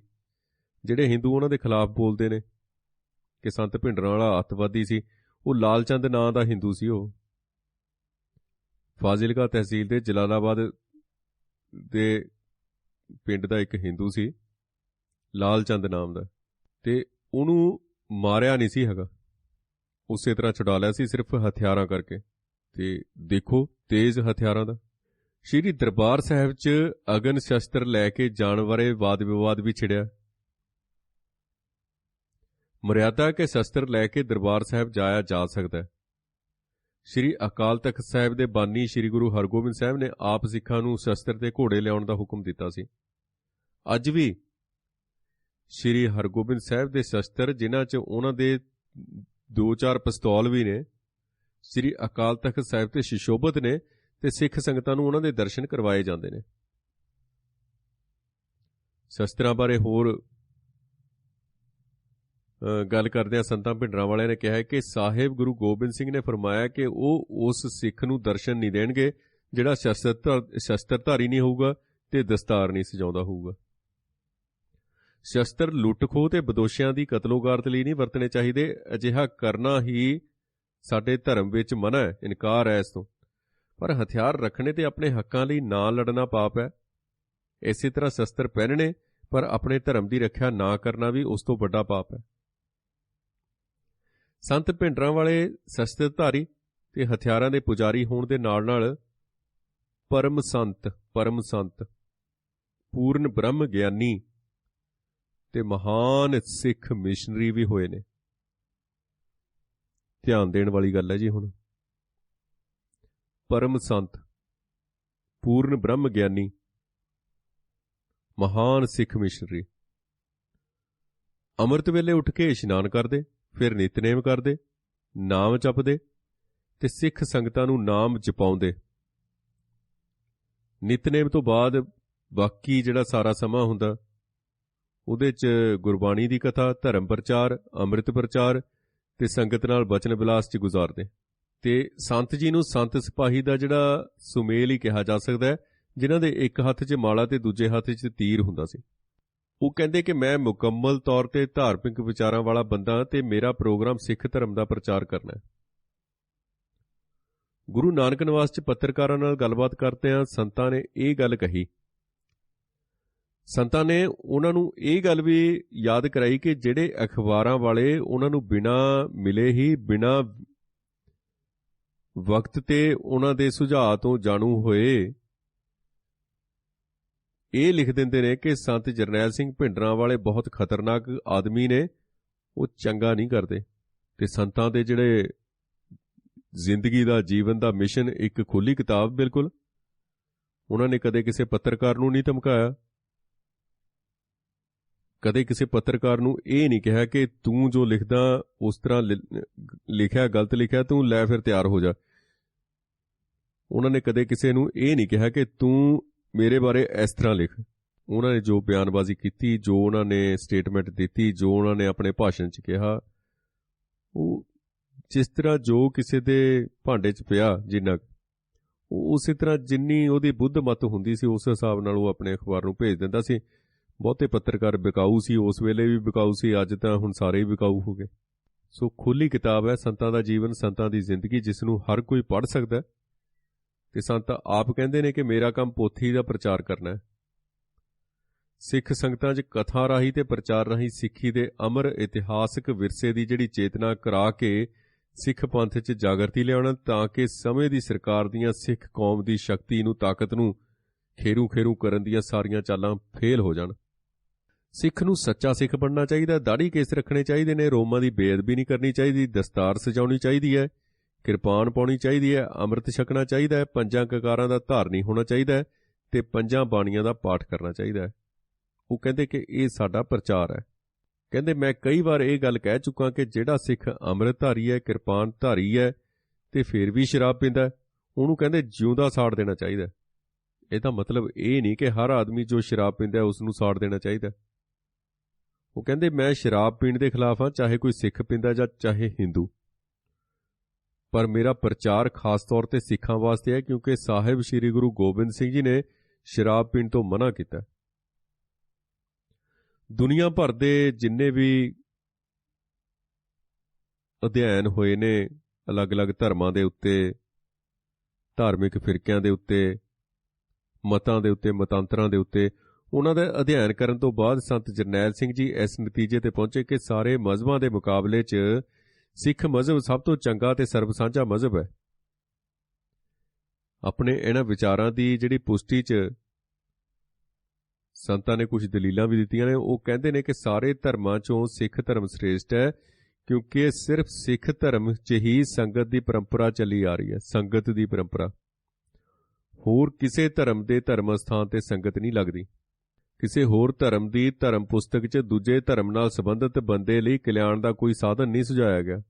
ਕੁਰਾਨ 'ਚ ਕਿਸੇ ਹਿੰਦੂ ਦੇਵੀ ਦੇਵਤੇ ਦਾ ਜ਼ਿਕਰ ਨਹੀਂ ਕੀਤਾ ਗਿਆ। ਹਿੰਦੂ ਗ੍ਰੰਥਾਂ 'ਚ ਕਿਸੇ ਮੁਸਲਿਮ ਪੀਰ ਫਕੀਰ ਦੀ ਸ਼ੋਭਾ ਨਹੀਂ ਕੀਤੀ ਗਈ। ਗੀਤਾ ਦੇ 18 ਅਧਿਆਏ ਨੇ, ਕਿਸੇ ਇੱਕ ਵਿੱਚ ਵੀ ਇਸਲਾਮ ਬਾਰੇ ਕੋਈ ਗੱਲ ਨਹੀਂ ਲਿਖੀ ਗਈ। ਉਹ ਕਹਿੰਦੇ ਸਤਿਗੁਰ ਸੱਚੇ ਪਾਤਸ਼ਾਹ ਸ੍ਰੀ ਗੁਰੂ ਗ੍ਰੰਥ ਸਾਹਿਬ 'ਚ ਜੁਲਾਹਾ ਕਬੀਰ ਜੀ ਬੈਠੇ ਨੇ, ਭਗਤ ਰਵਿਦਾਸ ਜੀ ਬੈਠੇ ਨੇ, ਬ੍ਰਾਹਮਣ ਜੈਦੇਵ ਬੈਠਾ, ਧੰਨਾ ਜੱਟ ਵੀ ਬੈਠਾ, ਛਿੰਬਾ ਨਾਮਦੇਵ ਵੀ ਬੈਠਾ। ਔਗਣਾ ਦਾ ਤਿਆਗ ਜੇ ਕੀਤਾ ਤਾਂ ਇੱਥੇ ਗਣਕਾ ਵੀ ਬੈਠੀ ਹੈ। ਜੇ ਪਾਪਾਂ ਦਾ ਪਛਤਾਵਾ ਵੀ ਕੀਤਾ, ਗੁਰਮਤਿ 'ਚ ਲੱਗ ਗਿਆ, ਤਾਂ ਪਾਪੀ ਅਜੈ ਮਲ ਵੀ ਬੈਠਾ ਤੇ ਸਦਨਾ ਕਸਾਈ ਵੀ ਬੈਠਾ। ਇਸ ਵਾਸਤੇ ਸਾਰਿਆਂ ਦਾ ਸਾਂਝਾ ਇਸ਼ਟ ਗੁਰੂ ਗ੍ਰੰਥ ਸਾਹਿਬ ਹੈ। ਉਹ ਸਾਂਝਾ ਸਾਹਿਬ ਬਾਪ ਹਮਾਰਾ, ਨਾਨਕ ਅਖੁੱਟ ਭੰਡਾਰਾ। ਇੱਕੋ ਇੱਕ ਸਿੱਖਾਂ ਦਾ ਗੁਰਦੁਆਰਾ ਹੈ, ਜਿੱਥੇ ਕੋਈ ਵੀ ਬੰਦਾ ਬਿਨਾਂ ਕਿਸੇ ਮਜ਼ਹਬੀ ਵਿਤਕਰੇ ਤੇ ਬਿਨਾਂ ਕਿਸੇ ਜਾਤ-ਪਾਤ ਦੇ ਵਿਤਕਰੇ ਦੇ ਆਪਣੀ ਸ਼ਰਧਾ ਦੇ ਫੁੱਲ ਭੇਟ ਕਰ ਸਕਦਾ ਹੈ, ਉੱਥੇ ਲੰਗਰ ਛਕ ਸਕਦਾ ਹੈ, ਉੱਥੇ ਆਰਾਮ ਕਰ ਸਕਦਾ ਹੈ। ਬਾਦਲ ਦਾ ਕਬਜ਼ਾ ਨਾ ਹੋਵੇ, ਪਰ ਉੱਥੇ ਉੱਥੇ ਗੁਰੂ ਦੇ ਪਿਆਰਿਆਂ ਦਾ ਉੱਥੇ ਜਿਹੜਾ ਹੈ ਵਾਸਾ ਹੋਵੇ, ਉਹ ਉੱਥੇ ਨਾਮ ਬਾਣੀ ਦਾ ਸਿਮਰਨ ਕਰਦੇ ਹੋਣ ਗੁਰੂ ਦੇ ਪਿਆਰੇ, ਫਿਰ ਉਹ ਸਰਬ ਸਾਂਝਾ ਹੈ। ਜੇ ਬਾਦਲ ਦਾ ਕਬਜ਼ਾ ਹੋਵੇ ਫਿਰ ਉੱਥੇ RSS ਵਾਲੇ ਜੇਟਲੀ ਦੇ ਬੰਦੇ ਤਾਂ ਉੱਥੇ ਰਹਿ ਸਕਦੇ ਨੇ, ਪਰ ਸੱਚੇ ਸੁੱਚੇ ਸਿੱਖ ਨੂੰ ਉੱਥੇ ਕਮਰਾ ਨਹੀਂ ਮਿਲਦਾ ਹੈਗਾ। ਨਾਨਕ ਨਾਮ ਚੜ੍ਹਦੀ ਕਲਾ, ਤੇਰੇ ਭਾਣੇ ਸਰਬੱਤ ਦਾ ਭਲਾ, ਇਹ ਚਿੰਨ੍ਹ ਹੈ, ਇੱਕ ਇਹ ਸਿੰਬਲ ਹੈ ਸਿੱਖੀ ਦਾ। ਇਸ ਵਾਸਤੇ ਸਿੱਖ ਧਰਮ ਸਾਰਿਆਂ ਧਰਮਾਂ ਤੋਂ ਸ੍ਰੇਸ਼ਟ ਮੰਨਿਆ ਗਿਆ, ਸਰਵੋਤਮ ਹੈ, ਸੁਪਰੀਮ ਹੈ, ਸਰਵਉੱਚ ਹੈ। ਨੌਜਵਾਨਾਂ ਦੀ ਤਾਕਤ ਸੀ ਜਿਹੜੀ ਸੰਤਾਂ ਨੂੰ ਕਾਫੀ ਪਤਾ ਸੀ ਕਿ ਨੌਜਵਾਨ ਨੇ ਜਿਹੜੇ ਇਨਕਲਾਬ ਦਾ ਸਭ ਤੋਂ ਵੱਡਾ ਸਾਧਨ ਹੁੰਦੇ ਨੇ, ਤੇ ਇਹ ਥੱਲੜੀ ਉੱਤੇ ਤੇ ਉਤਲੀ ਥੱਲੇ ਕਰ ਸਕਦੇ ਨੇ। ਉਹਨਾਂ ਨੂੰ ਨੌਜਵਾਨਾਂ ਦੀ ਤਾਕਤ ਦਾ ਪਤਾ ਸੀ। ਇਸ ਮਕਸਦ ਲਈ ਉਹਨਾਂ ਨੇ ਭਾਈ ਅਮਰੀਕ ਸਿੰਘ, ਭਾਈ ਹਰਮਿੰਦਰ ਸਿੰਘ ਸੰਧੂ ਤੇ ਹੋਰ ਜਿਹੜੇ ਨੌਜਵਾਨ ਸਨ, ਉਹਨਾਂ ਨੇ ਤਾਕਤ ਪਛਾਣ ਕੇ ਅਗਵਾਈ ਦਿੱਤੀ, ਤੇ ਕਿਵੇਂ ਕਿਸ ਤਰੀਕੇ ਨਾਲ ਸਾਰੇ ਕਾਰਜ ਹੋਏ, ਇਹ ਆਪਾਂ ਜਿਵੇਂ ਜਿਵੇਂ ਅੱਗੇ ਵਧਦੇ ਜਾਵਾਂਗੇ ਉਵੇਂ ਉਵੇਂ ਗੱਲਾਂ ਕਰਾਂਗੇ। ਨੌਜਵਾਨ ਤਾਕਤ ਇੱਕ ਅਜਿਹੀ ਤਾਕਤ ਹੁੰਦੀ ਹੈ ਜਿਹੜੀ ਦੇਸ਼ ਕੌਮ ਦੀ ਤੇ ਸੰਬੰਧਿਤ ਜਿਹੜਾ ਵੀ ਦਲ ਹੁੰਦਾ, ਪਾਰਟੀ ਹੁੰਦੀ ਹੈ, ਧੜਾ ਹੁੰਦਾ, ਗਰੁੱਪ ਹੁੰਦਾ, ਜਾਂ ਕੋਈ ਇੱਕ ਸੰਪਰਦਾ ਹੁੰਦੀ ਹੈ, ਉਹ ਠੀਕ ਢੰਗ ਨਾਲ ਜਥੇਬੰਦ ਕਰਕੇ ਉਹਨੂੰ ਇੱਕ ਤਰੀਕੇ ਨਾਲ ਉਹਦੀ ਕਾਇਆ ਪਲਟ ਸਕਦੀ ਹੈ, ਉਸ ਕੌਮ ਦੀ ਤਕਦੀਰ ਬਦਲ ਸਕਦੀ ਹੈ, ਬਸ਼ਰਤੇ ਕਿ ਇਹਨੂੰ ਠੀਕ ਢੰਗ ਨਾਲ ਜਥੇਬੰਦ ਕੀਤਾ ਜਾ ਸਕੇ, ਜ਼ਾਬਤੇ 'ਚ ਬੰਨ੍ਹ ਕੇ ਤੇ ਠੀਕ ਸੇਧ ਦੇ ਕੇ ਸਹੀ ਰਸਤੇ ਤੇ ਨੌਜਵਾਨ ਤਾਕਤ ਨੂੰ ਅੱਗੇ ਤੋਰਿਆ ਜਾ ਸਕੇ। ਨੌਜਵਾਨਾਂ ਦੀ ਤਾਕਤ ਜਿਹੜੀ ਹੁੰਦੀ ਹੈ, ਉਹਦੀ ਇਸ ਮਹੱਤਤਾ ਨੂੰ, ਇਸ ਅਹਿਮੀਅਤ ਨੂੰ ਸਾਹਮਣੇ ਰੱਖ ਕੇ ਹੀ ਦੇਸ਼ ਦੀ ਹਰ ਸਿਆਸੀ, ਸਮਾਜਿਕ ਤੇ ਮਜ਼ਹਬੀ ਪਾਰਟੀ ਨੇ ਨੌਜਵਾਨ ਤਾਕਤ ਨੂੰ ਆਪੋ ਆਪਣੀ ਪਾਰਟੀ ਦੇ ਨੌਜਵਾਨ ਵਿੰਗ ਦੇ ਤੌਰ ਤੇ ਜਾਂ ਅਲੱਗ ਝੰਡੇ ਦੇ ਹੇਠਾਂ ਇੱਕ ਸਹਿਯੋਗੀ ਸੰਸਥਾ ਦੇ ਤੌਰ ਤੇ ਸੰਗਠਿਤ ਕਰਨ ਦਾ ਉਪਰਾਲਾ ਕੀਤਾ, ਕੋਸ਼ਿਸ਼ ਕੀਤੀ, ਤਾਂ ਕਿ ਉਹ ਪਾਰਟੀ ਦੇ ਉਸ ਧੜੇ ਦੇ, ਉਸ ਮਜ਼ਹਬ ਦੇ ਉਸ ਤਰੀਕੇ ਨਾਲ ਕੰਮ ਆ ਸਕੇ। ਸਿੱਖ ਰਾਜਨੀਤੀ 'ਚ ਨੌਜਵਾਨ ਤਾਕਤ ਨੂੰ ਜਥੇਬੰਦ ਕਰਨ ਦੀ ਲੋੜ ਮਾਸਟਰ ਤਾਰਾ ਸਿੰਘ ਨੇ 1947 'ਚ ਮਹਿਸੂਸ ਕੀਤੀ ਸੀ। ਮੁਲਕ ਦੀ ਤਕਸੀਮ ਤੋਂ 4-5 ਸਾਲ ਪਹਿਲਾਂ ਮਹਿਸੂਸ ਕੀਤਾ ਸੀ ਉਹਨਾਂ ਨੇ, ਤੇ ਸਿੱਖ ਵਿਦਿਆਰਥੀਆਂ ਵੱਲੋਂ ਆਲ ਇੰਡੀਆ ਸਿੱਖ ਸਟੂਡੈਂਟਸ ਫੈਡਰੇਸ਼ਨ ਨਾਮ ਦੀ ਜਿਹੜੀ ਵਿਦਿਆਰਥੀਆਂ ਦੀ ਜਥੇਬੰਦੀ ਉਸ ਵੇਲੇ ਖੜੀ ਕੀਤੀ ਗਈ ਸੀ। ਇਹ ਸੰਸਥਾ ਦਰਅਸਲ communist party all India students federation ਦੇ ਮੁਕਾਬਲੇ 'ਚ ਖੜੀ ਕੀਤੀ ਗਈ ਸੀ, ਕਿਉਂਕਿ ਉਹਨਾਂ ਦਿਨਾਂ 'ਚ ਦੇਸ਼ 'ਚ ਤੇ ਖਾਸ ਕਰਕੇ ਪੰਜਾਬ 'ਚ ਮਾਰਕਸੀ ਵਿਚਾਰਧਾਰਾ ਦਾ ਜ਼ੋਰ ਵਧਦਾ ਜਾ ਰਿਹਾ ਸੀ, ਤੇ ਅੱਜ ਕੱਲ੍ਹ ਵਾਂਗ ਉਸ ਵੇਲੇ ਵੀ ਸਿੱਖ ਨੌਜਵਾਨ ਪਤਿਤ ਹੋਣੇ ਸ਼ੁਰੂ ਹੋ ਗਏ ਸਨ, ਕੇਸ ਕਟਾਉਣ ਲੱਗ ਪਏ ਸਨ, ਅਫੀਮ, ਡੋਡੇ ਤੇ ਸ਼ਰਾਬ ਦੀ ਖੁੱਲ੍ਹੀ ਵਰਤੋਂ ਕਰਨ ਲੱਗ ਪਏ ਸਨ, ਤੇ ਸਿੱਖੀ ਤੋਂ ਕੋਹਾਂ ਦੂਰ ਚਲੇ ਗਏ ਸਨ, ਕੁਰਾਹੇ ਪੈ ਗਏ ਸਨ।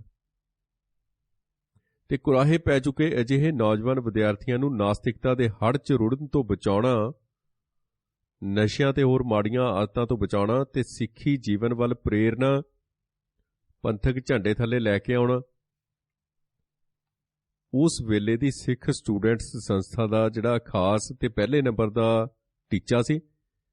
ਉਹਨਾਂ ਦਿਨਾਂ 'ਚ ਮਾਸਟਰ ਤਾਰਾ ਸਿੰਘ ਦੀ ਮਹਾਨ ਹਸਤੀ ਵੱਲੋਂ ਸਹੀ ਮਾਰਗਦਰਸ਼ਨ ਹੋਣ ਕਰਕੇ ਸਿੱਖ ਸਟੂਡੈਂਟਸ ਫੈਡਰੇਸ਼ਨ ਨੇ ਸਿੱਖੀ ਨੂੰ ਮਾਰਕਸਵਾਦੀ ਢਾਹ ਲੱਗਣ ਤੋਂ ਬਚਾ ਕੇ ਕਾਫੀ ਵੱਡਾ ਰੋਲ ਅਦਾ ਕੀਤਾ। ਇਸ ਗੱਲੋਂ ਤਾਂ ਕੋਈ ਦੋ ਰਾਵਾਂ ਨਹੀਂ ਹੈਗੀ। ਉਸ ਵੇਲੇ ਦੀ ਜਿਹੜੀ ਸਿੱਖ ਵਿਦਿਆਰਥੀ ਲਹਿਰ ਸੀ, ਉਹਦੇ ਜਿਹੜੇ ਸੀਨੀਅਰ ਆਗੂ ਸਨ, ਉਹਨਾਂ 'ਚ ਸਰਦਾਰ ਸੋਹਣ ਸਿੰਘ ਦੋਸਾਂਝ, ਭਰਪੂਰ ਸਿੰਘ ਤੇ ਪ੍ਰਿੰਸੀਪਲ ਸਤਵੀਰ ਸਿੰਘ। ਇਹਨਾਂ ਦਾ ਨਾਮ ਕਾਫੀ ਵੱਡਾ ਨਾਮ ਹੈ ਜੀ। ਮਾਸਟਰ ਤਾਰਾ ਸਿੰਘ ਦੇ ਜਿਹੜੇ ਸਿਆਸੀ ਉਤਰਾਅ ਦੇ ਨਾਲ ਹੀ ਸਿੱਖ ਸਟੂਡੈਂਟਸ ਫੈਡਰੇਸ਼ਨ ਦਾ ਵੀ ਉਤਰਾਅ ਸ਼ੁਰੂ ਹੋ ਗਿਆ ਤੇ ਖਤਮ ਹੋਣੀ ਸ਼ੁਰੂ ਹੋ ਗਈ, ਤੇ ਇਹਦੀਆਂ ਸਰਗਰਮੀਆਂ ਤਕਰੀਬਨ ਖਤਮ ਹੋ ਗਈਆਂ।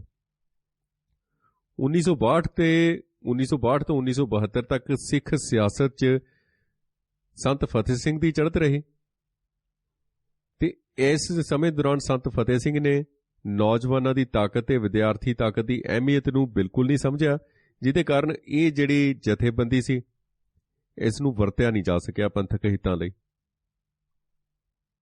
ਸਿੱਖ ਸਟੂਡੈਂਟਸ ਫੈਡਰੇਸ਼ਨ ਨੂੰ। 1972 ਤੋਂ 1980 ਤੱਕ ਧੜਿਆਂ 'ਚ ਵੰਡੀ ਗਈ ਅਕਾਲੀ ਲੀਡਰਸ਼ਿਪ ਨੇ ਵੀ ਇਹ ਤਾਕਤ ਵੱਲ ਕੋਈ ਖਾਸ ਧਿਆਨ ਨਹੀਂ ਦਿੱਤਾ, ਜਿਹਦੇ ਕਾਰਨ ਸਿੱਖ ਨੌਜਵਾਨ ਤਾਕਤ ਬਹੁਤ ਉਦਾਸ ਹੋ ਕੇ, ਮਾਯੂਸ ਹੋ ਕੇ ਆਪਣੇ ਘਰਾਂ 'ਚ ਬੈਠੀ ਰਹੀ ਤੇ ਪੰਥ ਵਿਰੋਧੀ ਤਾਕਤਾਂ ਦੇ ਹੱਥਾਂ 'ਚ ਖੇਡਦੀ ਰਹੀ। ਇਸ ਦੌਰ ਦਾ ਮਾੜਾ ਪੱਖ ਇਹ ਵੀ ਰਿਹਾ ਕਿ ਅਕਾਲੀ ਲੀਡਰਾਂ ਦੀ ਅਣਗਹਿਲੀ ਤੇ ਕੁਝ ਕਮਿਊਨਿਸਟ ਪੱਖੀ ਅਕਾਲੀ ਲੀਡਰਾਂ ਦੀ ਕਿਰਪਾ ਦ੍ਰਿਸ਼ਟੀ ਦੇ ਕਰਕੇ ਸੱਜੇ ਖੱਬੇ ਤੇ ਨਕਸਲੀ ਕਾਮਰੇਡਾਂ ਨੇ ਸ਼੍ਰੋਮਣੀ ਕਮੇਟੀ ਤੇ ਅਕਾਲੀ ਦਲ 'ਚ ਆਪਣੇ ਸੈੱਲ ਕਾਇਮ ਕਰ ਲਏ ਤੇ ਸ਼ੈਤਾਨ ਨੇ ਸਿੱਖੀ ਬਾਣਾ ਪਹਿਨ ਲਿਆ। ਧਿਆਨ ਦੇਣ ਵਾਲੀ ਗੱਲ ਹੈ। ਬਹੁਤ ਸਾਰੇ ਜਿਹੜੇ ਸਾਡੇ ਕੁਝ ਇਸ ਤਰ੍ਹਾਂ ਦੀ ਸੋਚ ਵਾਲੇ ਅਸੀਂ ਆਲ ਇੰਡੀਆ ਸਿੱਖ ਸਟੂਡੈਂਟਸ ਫੈਡਰੇਸ਼ਨ ਦੇ ਲੋਕ ਦੇਖ ਸਕਦੇ ਹਾਂ, ਲੀਡਰਾਂ ਨੂੰ ਦੇਖ ਸਕਦੇ ਹਾਂ, ਜਿਨ੍ਹਾਂ ਦੀ ਵਿਚਾਰਧਾਰਾ ਦਾ ਜਿਹੜਾ ਝੁਕਾਅ ਸੀ ਉਹ ਕਮਿਊਨਿਸਟ ਪੱਖੀ ਸੀ। ਮਾਲਵੇ 'ਚ ਸਨ ਅਜਿਹੇ ਕੁਝ ਮਾਝੇ 'ਚ ਵੀ ਸਨ। ਮਾਲਵੇ 'ਚ ਇਹਨਾਂ ਦੀ ਗਿਣਤੀ ਜ਼ਿਆਦਾ ਸੀ, ਇਹਨਾਂ ਲੀਡਰਾਂ ਦੀ। ਖਾਸ ਕਰਕੇ ਟੌੜੇ ਦੇ ਜਿਹੜੇ ਪਿੰਡਾਂ ਦੇ ਨੇੜੇ ਤੇੜੇ ਦੇ ਸਿੱਖ ਸਟੂਡੈਂਟਸ ਫੈਡਰੇਸ਼ਨ ਦੇ ਲੀਡਰ ਸਨ, ਉਹਨਾਂ ਦੀ ਜਿਹੜੀ ਵਿਚਾਰਧਾਰਾ ਸੀ ਕਮਿਊਨਿਸਟ ਪੱਖੀ ਸੀ, ਅਸੀਂ ਕਹਿ ਸਕਦੇ ਹਾਂ। ਹਰਵਿੰਦਰ ਸਿੰਘ ਖਾਲਸਾ ਮੀਤ ਪ੍ਰਧਾਨ ਸੀ ਆਲ ਇੰਡੀਆ ਸਿੱਖ ਸਟੂਡੈਂਟਸ ਫੈਡਰੇਸ਼ਨ ਦਾ। ਟੌੜੇ ਦੇ ਕਾਫੀ ਨਜ਼ਦੀਕੀ ਸੀ ਤੇ ਅੱਜ ਕੱਲ੍ਹ ਬਾਦਲ ਦੇ ਬਹੁਤ ਨੇੜੇ ਹੈ ਤੇ ਇਹਦਾ ਜਿਹੜਾ ਝੁਕਾਅ ਸੀ ਇਹ ਵੀ ਕਾਮਰੇਡ ਪੱਖੀ ਝੁਕਾਅ ਸੀ, ਅਸੀਂ ਕਹਿ ਸਕਦੇ ਹਾਂ। ਸਿੱਖ ਨੌਜਵਾਨਾਂ ਤੇ ਵਿਦਿਆਰਥੀਆਂ ਨੂੰ ਬਹੁਤ ਸਮੇਂ ਤੱਕ, ਬੜੇ ਸਾਲਾਂ ਤੱਕ ਹਨੇਰੇ 'ਚੋਂ ਰੋਸ਼ਨੀ ਦੀ ਲਕੀਰ 1978 ਦੀ ਵਿਸਾਖੀ ਨੂੰ ਦਿਖਾਈ ਦਿੱਤੀ, ਜਦੋਂ ਨੌਜਵਾਨ ਸਿੱਖ ਆਗੂ ਸੰਤ ਜਰਨੈਲ ਸਿੰਘ ਖਾਲਸਾ ਭਿੰਡਰਾਂਵਾਲਿਆਂ ਦਾ ਸਿਤਾਰਾ ਪੰਥਕ ਆਕਾਸ਼ 'ਚ ਚੜ੍ਹਦਾ ਵੇਖਿਆ ਜਾ ਸਕਦਾ ਸੀ ਤੇ ਇਹ ਦਿਨ ਪਰ ਦਿਨ ਤੇਜ਼ ਤੋਂ ਤੇਜ਼ ਚਮਕਣਾ ਸ਼ੁਰੂ ਹੋ ਗਿਆ ਤੇ ਇਸ ਦਾ ਉਭਾਰ ਸੀ, ਜਿਹੜਾ ਚੜ੍ਹਾਅ ਸੀ, ਦਿਨੋਂ ਦਿਨ ਉੱਪਰ ਹੁੰਦਾ ਗਿਆ। ਸਿੱਖ ਨੌਜਵਾਨਾਂ ਲਈ ਇਹ ਬਹੁਤ ਚੰਗੀ ਗੱਲ ਕਹੀ ਜਾ ਸਕਦੀ ਹੈ। ਉਹਨਾਂ ਦੇ ਚੰਗੇ ਭਾਗੀ, ਜੋ ਚੀਜ਼ ਉਹਨਾਂ ਨੂੰ ਚਾਹੀਦੀ ਸੀ, ਜਿਸ ਤਰ੍ਹਾਂ ਦਾ ਉਹਨਾਂ ਨੂੰ ਨੇਤਾ ਲੀਡਰ ਚਾਹੀਦਾ ਸੀ, ਉਹ ਉਹਨਾਂ ਨੂੰ ਸੰਤ ਜਰਨੈਲ ਸਿੰਘ ਖਾਲਸਾ ਭਿੰਡਰਾਂਵਾਲਿਆਂ ਦੇ ਰੂਪ 'ਚ ਮਿਲ ਗਿਆ ਸੀ। ਸਿੱਖ ਨੌਜਵਾਨਾਂ 'ਚ ਲੀਡਰਸ਼ਿਪ ਦੀ ਜਿਹੜੀ ਘਾਟ ਬਹੁਤ ਸਮੇਂ ਤੋਂ ਮਹਿਸੂਸ ਹੋ ਰਹੀ ਸੀ, ਉਹ 31 ਮਈ 1981 ਨੂੰ ਪੂਰੀ ਹੁੰਦੀ ਦਿਖਾਈ ਦਿੱਤੀ, ਜਦੋਂ ਸਿੱਖ ਪੰਥ ਦੇ ਸ਼ੇਰਦਿਲ ਨਿਧੜਕ, ਜੁਝਾਰੂ ਤੇ ਜੰਗਜੂ ਜਰਨੈਲ ਸੰਤ ਜਰਨੈਲ ਸਿੰਘ ਖਾਲਸਾ ਭਿੰਡਰਾਂਵਾਲਿਆਂ ਨੇ ਅੰਮ੍ਰਿਤਸਰ 'ਚ ਸਿੰਘਾਂ ਦੇ ਤੰਬਾਕੂ ਵਿਰੋਧੀ ਵਿਸ਼ਾਲ ਮਾਰਚ ਦੀ ਅਗਵਾਈ ਕੀਤੀ। 31 ਮਈ 1981 ਨੂੰ। ਇਸੇ ਦਿਨ ਆਲ ਇੰਡੀਆ ਸਿੱਖ ਸਟੂਡੈਂਟਸ ਫੈਡਰੇਸ਼ਨ ਦੇ ਪ੍ਰਧਾਨ ਭਾਈ ਅਮਰੀਕ ਸਿੰਘ ਤੇ ਜਨਰਲ ਸਕੱਤਰ ਹਰਮਿੰਦਰ ਸਿੰਘ ਸੰਧੂ ਸਿੱਖ ਸੰਸਾਰ 'ਚ ਉੱਭਰ ਕੇ ਸਾਹਮਣੇ ਆਏ, ਜਿਨ੍ਹਾਂ ਨੇ ਗੁਰੂ ਕੀ ਨਗਰੀ ਅੰਮ੍ਰਿਤਸਰ ਨੂੰ ਪਵਿੱਤਰ ਸ਼ਹਿਰ ਬਣਾਉਣ ਦੇ ਅੰਦੋਲਨ ਨੂੰ ਪ੍ਰਚਾਰਨ ਤੇ ਉਭਾਰਨ 'ਚ ਵੱਧ ਚੜ੍ਹ ਕੇ ਹਿੱਸਾ ਪਾਇਆ। ਇਸ ਤੋਂ ਬਾਅਦ ਜਦੋਂ ਸਿੱਖ ਪੰਥ ਦਾ ਸੰਕਟ ਡੂੰਘਾ ਹੁੰਦਾ ਚਲਾ ਗਿਆ, ਉਦੋਂ ਸੰਤਾਂ ਮਹਾਂਪੁਰਸ਼ਾਂ ਨੂੰ ਕਾਤਲ ਕਰਾਰ ਦਿੱਤਾ ਜਾਣ ਲੱਗ ਪਿਆ। ਜਦੋਂ 20 ਸਤੰਬਰ 1981 ਨੂੰ ਭਿੰਡਰਾਂਵਾਲੇ ਸੰਤਾਂ ਨੇ ਗ੍ਰਿਫਤਾਰੀ ਦਿੱਤੀ ਤੇ ਜਦੋਂ 19 ਜੁਲਾਈ 1982 ਨੂੰ ਭਾਈ ਅਮਰੀਕ ਸਿੰਘ ਨੂੰ ਗ੍ਰਿਫਤਾਰ ਕਰਕੇ ਸਿੱਖਾਂ ਦੇ ਪਿੱਛੇ ਭੇਜਿਆ ਗਿਆ ਤੇ ਜਦੋਂ 20 ਜੁਲਾਈ 1982 ਨੂੰ ਭਿੰਡਰਾਂਵਾਲੇ ਸੰਤਾਂ ਨੇ ਸਰਕਾਰੀ ਅਤਿਆਚਾਰਾਂ ਦੇ ਵਿਰੁੱਧ ਅੰਮ੍ਰਿਤਸਰ 'ਚ ਮੋਰਚਾ ਲਾਇਆ ਤੇ ਜਦੋਂ 4 ਅਗਸਤ 1982 ਨੂੰ ਅਕਾਲੀ ਲੀਡਰਸ਼ਿਪ ਵੀ ਅੰਮ੍ਰਿਤਸਰ ਤੋਂ ਧਰਮ ਯੁੱਧ ਮੋਰਚਾ ਸ਼ੁਰੂ ਕਰਨ ਲਈ ਮਜਬੂਰ ਹੋਈ, ਤਾਂ ਸੰਕਟ 'ਚ ਫਸੀ ਹੋਈ ਸਿੱਖ ਸਿਆਸਤ ਦੇ ਹਰ ਮੋੜ ਤੇ ਭਿੰਡਰਾਂਵਾਲੇ ਸੰਤਾਂ ਦੀ ਚਮਤਕਾਰੀ ਸ਼ਖਸੀਅਤ ਸਿੱਖ ਨੌਜਵਾਨਾਂ ਦੇ ਲੱਖਾਂ ਦਿਲਾਂ ਦੀ ਧੜਕਣ ਬਣਦੀ ਚਲੀ ਗਈ। ਭਾਵੇਂ ਉਹ ਨੌਜਵਾਨ ਦਿਲ ਸਿੱਖ ਸਟੂਡੈਂਟਸ ਫੈਡਰੇਸ਼ਨ 'ਚ ਧੜਕ ਰਿਹਾ ਹੋਵੇ ਜਾਂ ਫਿਰ ਦੂਜੀ ਕਿਸੇ ਥਾਂ ਤੇ ਵੱਖੋ-ਵੱਖ ਕੰਮ ਧੰਦਿਆਂ 'ਚ ਰੁੱਝੇ ਹੋਏ ਸਨ, ਜਿਹੜੇ ਨੌਜਵਾਨ, ਉਹਨਾਂ ਦੇ ਦਿਲਾਂ 'ਚ ਵੀ ਸੰਤ ਜਰਨੈਲ ਸਿੰਘ ਭਿੰਡਰਾਂਵਾਲਿਆਂ ਦੀ ਜਿਹੜੀ ਛਵੀ ਸੀ, ਦਿੱਖ ਸੀ, ਤਸਵੀਰ ਸੀ, ਉਹ ਡੂੰਘੀ ਬੈਠ ਗਈ ਸੀ। ਸਿੱਖ ਵਿਦਿਆਰਥੀ ਲੀਡਰ ਹਰਮਿੰਦਰ ਸਿੰਘ ਸੰਧੂ ਨੇ ਸਮੁੱਚੇ ਸਿੱਖ ਨੌਜਵਾਨ ਵਰਗ ਵੱਲੋਂ ਜਿਨ੍ਹਾਂ ਸ਼ਬਦਾਂ 'ਚ ਸੰਤ ਜਰਨੈਲ ਸਿੰਘ ਜੀ ਦੀ ਲੀਡਰਸ਼ਿਪ ਨੂੰ ਜੀ ਆਇਆਂ ਕਿਹਾ, ਉਹ ਸ਼ਬਦ ਅਸੀਂ ਪੜ੍ਹ ਕੇ ਸੁਣਾਉਂਦੇ ਹਾਂ ਤੁਹਾਨੂੰ। ਹਰਮਿੰਦਰ ਸਿੰਘ ਸੰਧੂ ਕਹਿੰਦੇ ਨੇ ਕਿ ਸਿੱਖ ਨੌਜਵਾਨ ਪੀੜ੍ਹੀ ਇੱਕ ਆਦਰਸ਼ਵਾਦੀ ਲੀਡਰ ਦੀ ਭਾਲ ਵਿੱਚ ਸੀ। ਸਿੱਖ ਨੌਜਵਾਨ ਗਤੀਸ਼ੀਲ ਲੀਡਰਸ਼ਿਪ ਚਾਹੁੰਦੇ ਸਨ, ਜੋ ਪੰਥਕ ਪਲੇਟਫਾਰਮ ਤੇ ਆਈ ਖੜੋਤ ਅਤੇ ਨਾ ਅਹਿਲੀਅਤ ਨੂੰ ਤੋੜ ਸਕੇ। ਦਮਦਮੀ ਟਕਸਾਲ ਦੇ ਮੁਖੀ ਸੰਤ ਜਰਨੈਲ ਸਿੰਘ ਖਾਲਸਾ ਭਿੰਡਰਾਂਵਾਲਿਆਂ ਦਾ ਸਿੱਖਾਂ ਦੇ ਧਾਰਮਿਕ ਰਾਜਨੀਤਿਕ ਮੰਚ ਤੇ ਪ੍ਰਵੇਸ਼ ਅਤੇ ਉਹਦੀ ਚੜ੍ਹਤ ਨਾਲ ਸਿੱਖ ਇਤਿਹਾਸ 'ਚ ਇੱਕ ਨਵੇਂ ਕਾਂਡ ਦੀ ਸ਼ੁਰੂਆਤ ਹੋਈ ਹੈ। ਭਿੰਡਰਾਂਵਾਲੇ ਸੰਤਾਂ ਨੇ ਸੱਚੇ ਧਰਮ ਤੇ ਸੱਚੀ ਰਾਜਨੀਤੀ ਦਾ ਪ੍ਰਚਾਰ ਕੀਤਾ। ਭ੍ਰਿਸ਼ਟਾਚਾਰੀ, ਪਖੰਡੀ, ਝੂਠੀ ਰਾਜਨੀਤੀ ਦਾ ਉਹਨਾਂ ਨੇ ਡਟ ਕੇ ਵਿਰੋਧ ਕੀਤਾ ਤੇ ਇਸ ਗਲੇ ਸੜੇ ਢਾਂਚੇ ਨੂੰ ਬਦਲਣ ਲਈ ਨੌਜਵਾਨ ਪੀੜ੍ਹੀ ਨੂੰ ਸੱਦਾ ਦਿੱਤਾ। ਭਿੰਡਰਾਂਵਾਲੇ ਸੰਤਾਂ ਵੱਲੋਂ ਇਸ ਸੰਕਟਮਈ ਦੌਰ 'ਚ ਦਿੱਤੀ ਗਈ ਅਗਵਾਈ ਸਿੱਖ ਕੌਮ ਦੇ ਇਤਿਹਾਸ 'ਚ ਇੱਕ ਮੀਲ ਪੱਥਰ ਸਾਬਤ ਹੋਏਗੀ। ਅੱਜ ਕੱਲ੍ਹ ਦੀ ਨੌਜਵਾਨ ਪੀੜ੍ਹੀ ਜਿੱਥੇ ਉਹਨਾਂ ਤੋਂ ਅਗਵਾਈ ਲੈ ਕੇ ਸ੍ਰੀ ਗੁਰੂ ਗ੍ਰੰਥ ਸਾਹਿਬ ਦੇ ਅਦਬ, ਕੇਸਰੀ ਨਿਸ਼ਾਨ ਸਾਹਿਬ ਦੀ ਬੁਲੰਦੀ ਤੇ ਖਾਲਸਾਈ ਬੋਲਬਾਲੇ ਦੇ ਸੰਕਲਪ ਲਈ ਕਮਰ ਕੱਸੇ ਕਰਕੇ ਮੈਦਾਨ 'ਚ ਨਿਤਰੀ ਹੈ, ਉੱਥੇ ਆਉਣ ਵਾਲੀਆਂ ਨਸਲਾਂ ਵੀ ਉਹਨਾਂ ਦੀ ਉੱਚੀ ਸੁੱਚੀ ਆਦਰਸ਼ਵਾਦੀ ਸ਼ਖਸੀਅਤ ਤੋਂ ਇੱਕ ਚਾਨਣ ਮੁਨਾਰੇ ਦੇ ਰੂਪ 'ਚ ਰੌਸ਼ਨੀਆਂ ਲੈਣਗੇ।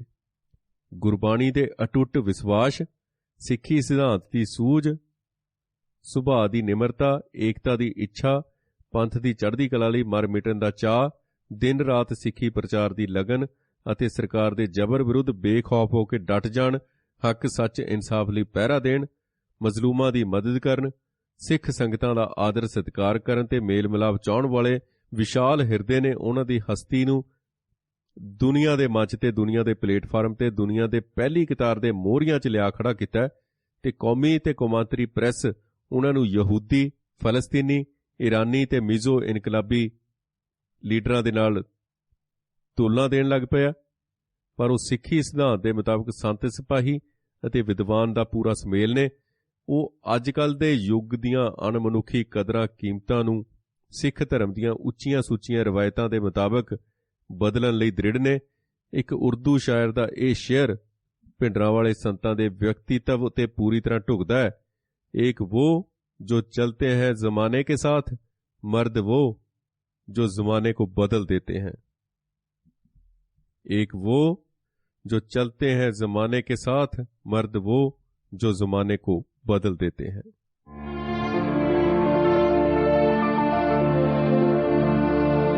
ਮਰਦੇ ਮੁਜਾਹਿਦ ਸੰਤ ਜਰਨੈਲ ਸਿੰਘ ਜੀ ਖਾਲਸਾ ਭਿੰਡਰਾਂਵਾਲੇ। ਸੋ ਅਸੀਂ ਦੇਖਦੇ ਹਾਂ ਕਿ ਇਸ ਤਰ੍ਹਾਂ ਦਾ ਜਿਹੜਾ ਉਭਾਰ ਹੈ ਸੰਤਾਂ ਦਾ, ਸੰਤ ਜਰਨੈਲ ਸਿੰਘ ਜੀ ਖਾਲਸਾ ਭਿੰਡਰਾਂਵਾਲਿਆਂ ਦਾ, ਉਹ ਕੋਈ ਛੋਟੀ ਗੱਲ ਨਹੀਂ ਸੀ। ਸਿੱਖ ਰਾਜਨੀਤੀ ਦੇ ਵਿੱਚ ਉਹ ਕੋਈ ਛੋਟੀ ਗੱਲ ਨਹੀਂ ਸੀ।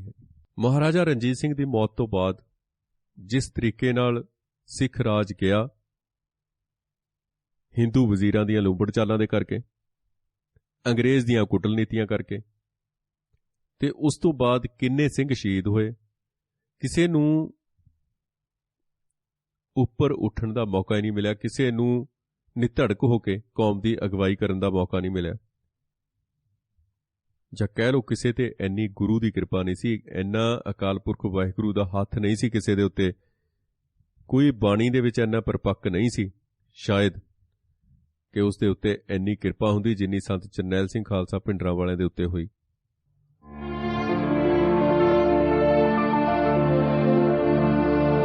ਮਰਦੇ ਮੁਜਾਹਿਦ ਸੰਤ ਜਰਨੈਲ ਸਿੰਘ ਜੀ ਖਾਲਸਾ ਭਿੰਡਰਾਂਵਾਲੇ। ਮਰਦੇ ਮੁਜਾਹਿਦ ਪ੍ਰੋਗਰਾਮ ਦਾ ਭਾਗ 6ਵਾਂ ਇਸ ਦੇ ਨਾਲ ਹੀ ਅਸੀਂ ਖਤਮ ਕਰਦੇ ਹਾਂ।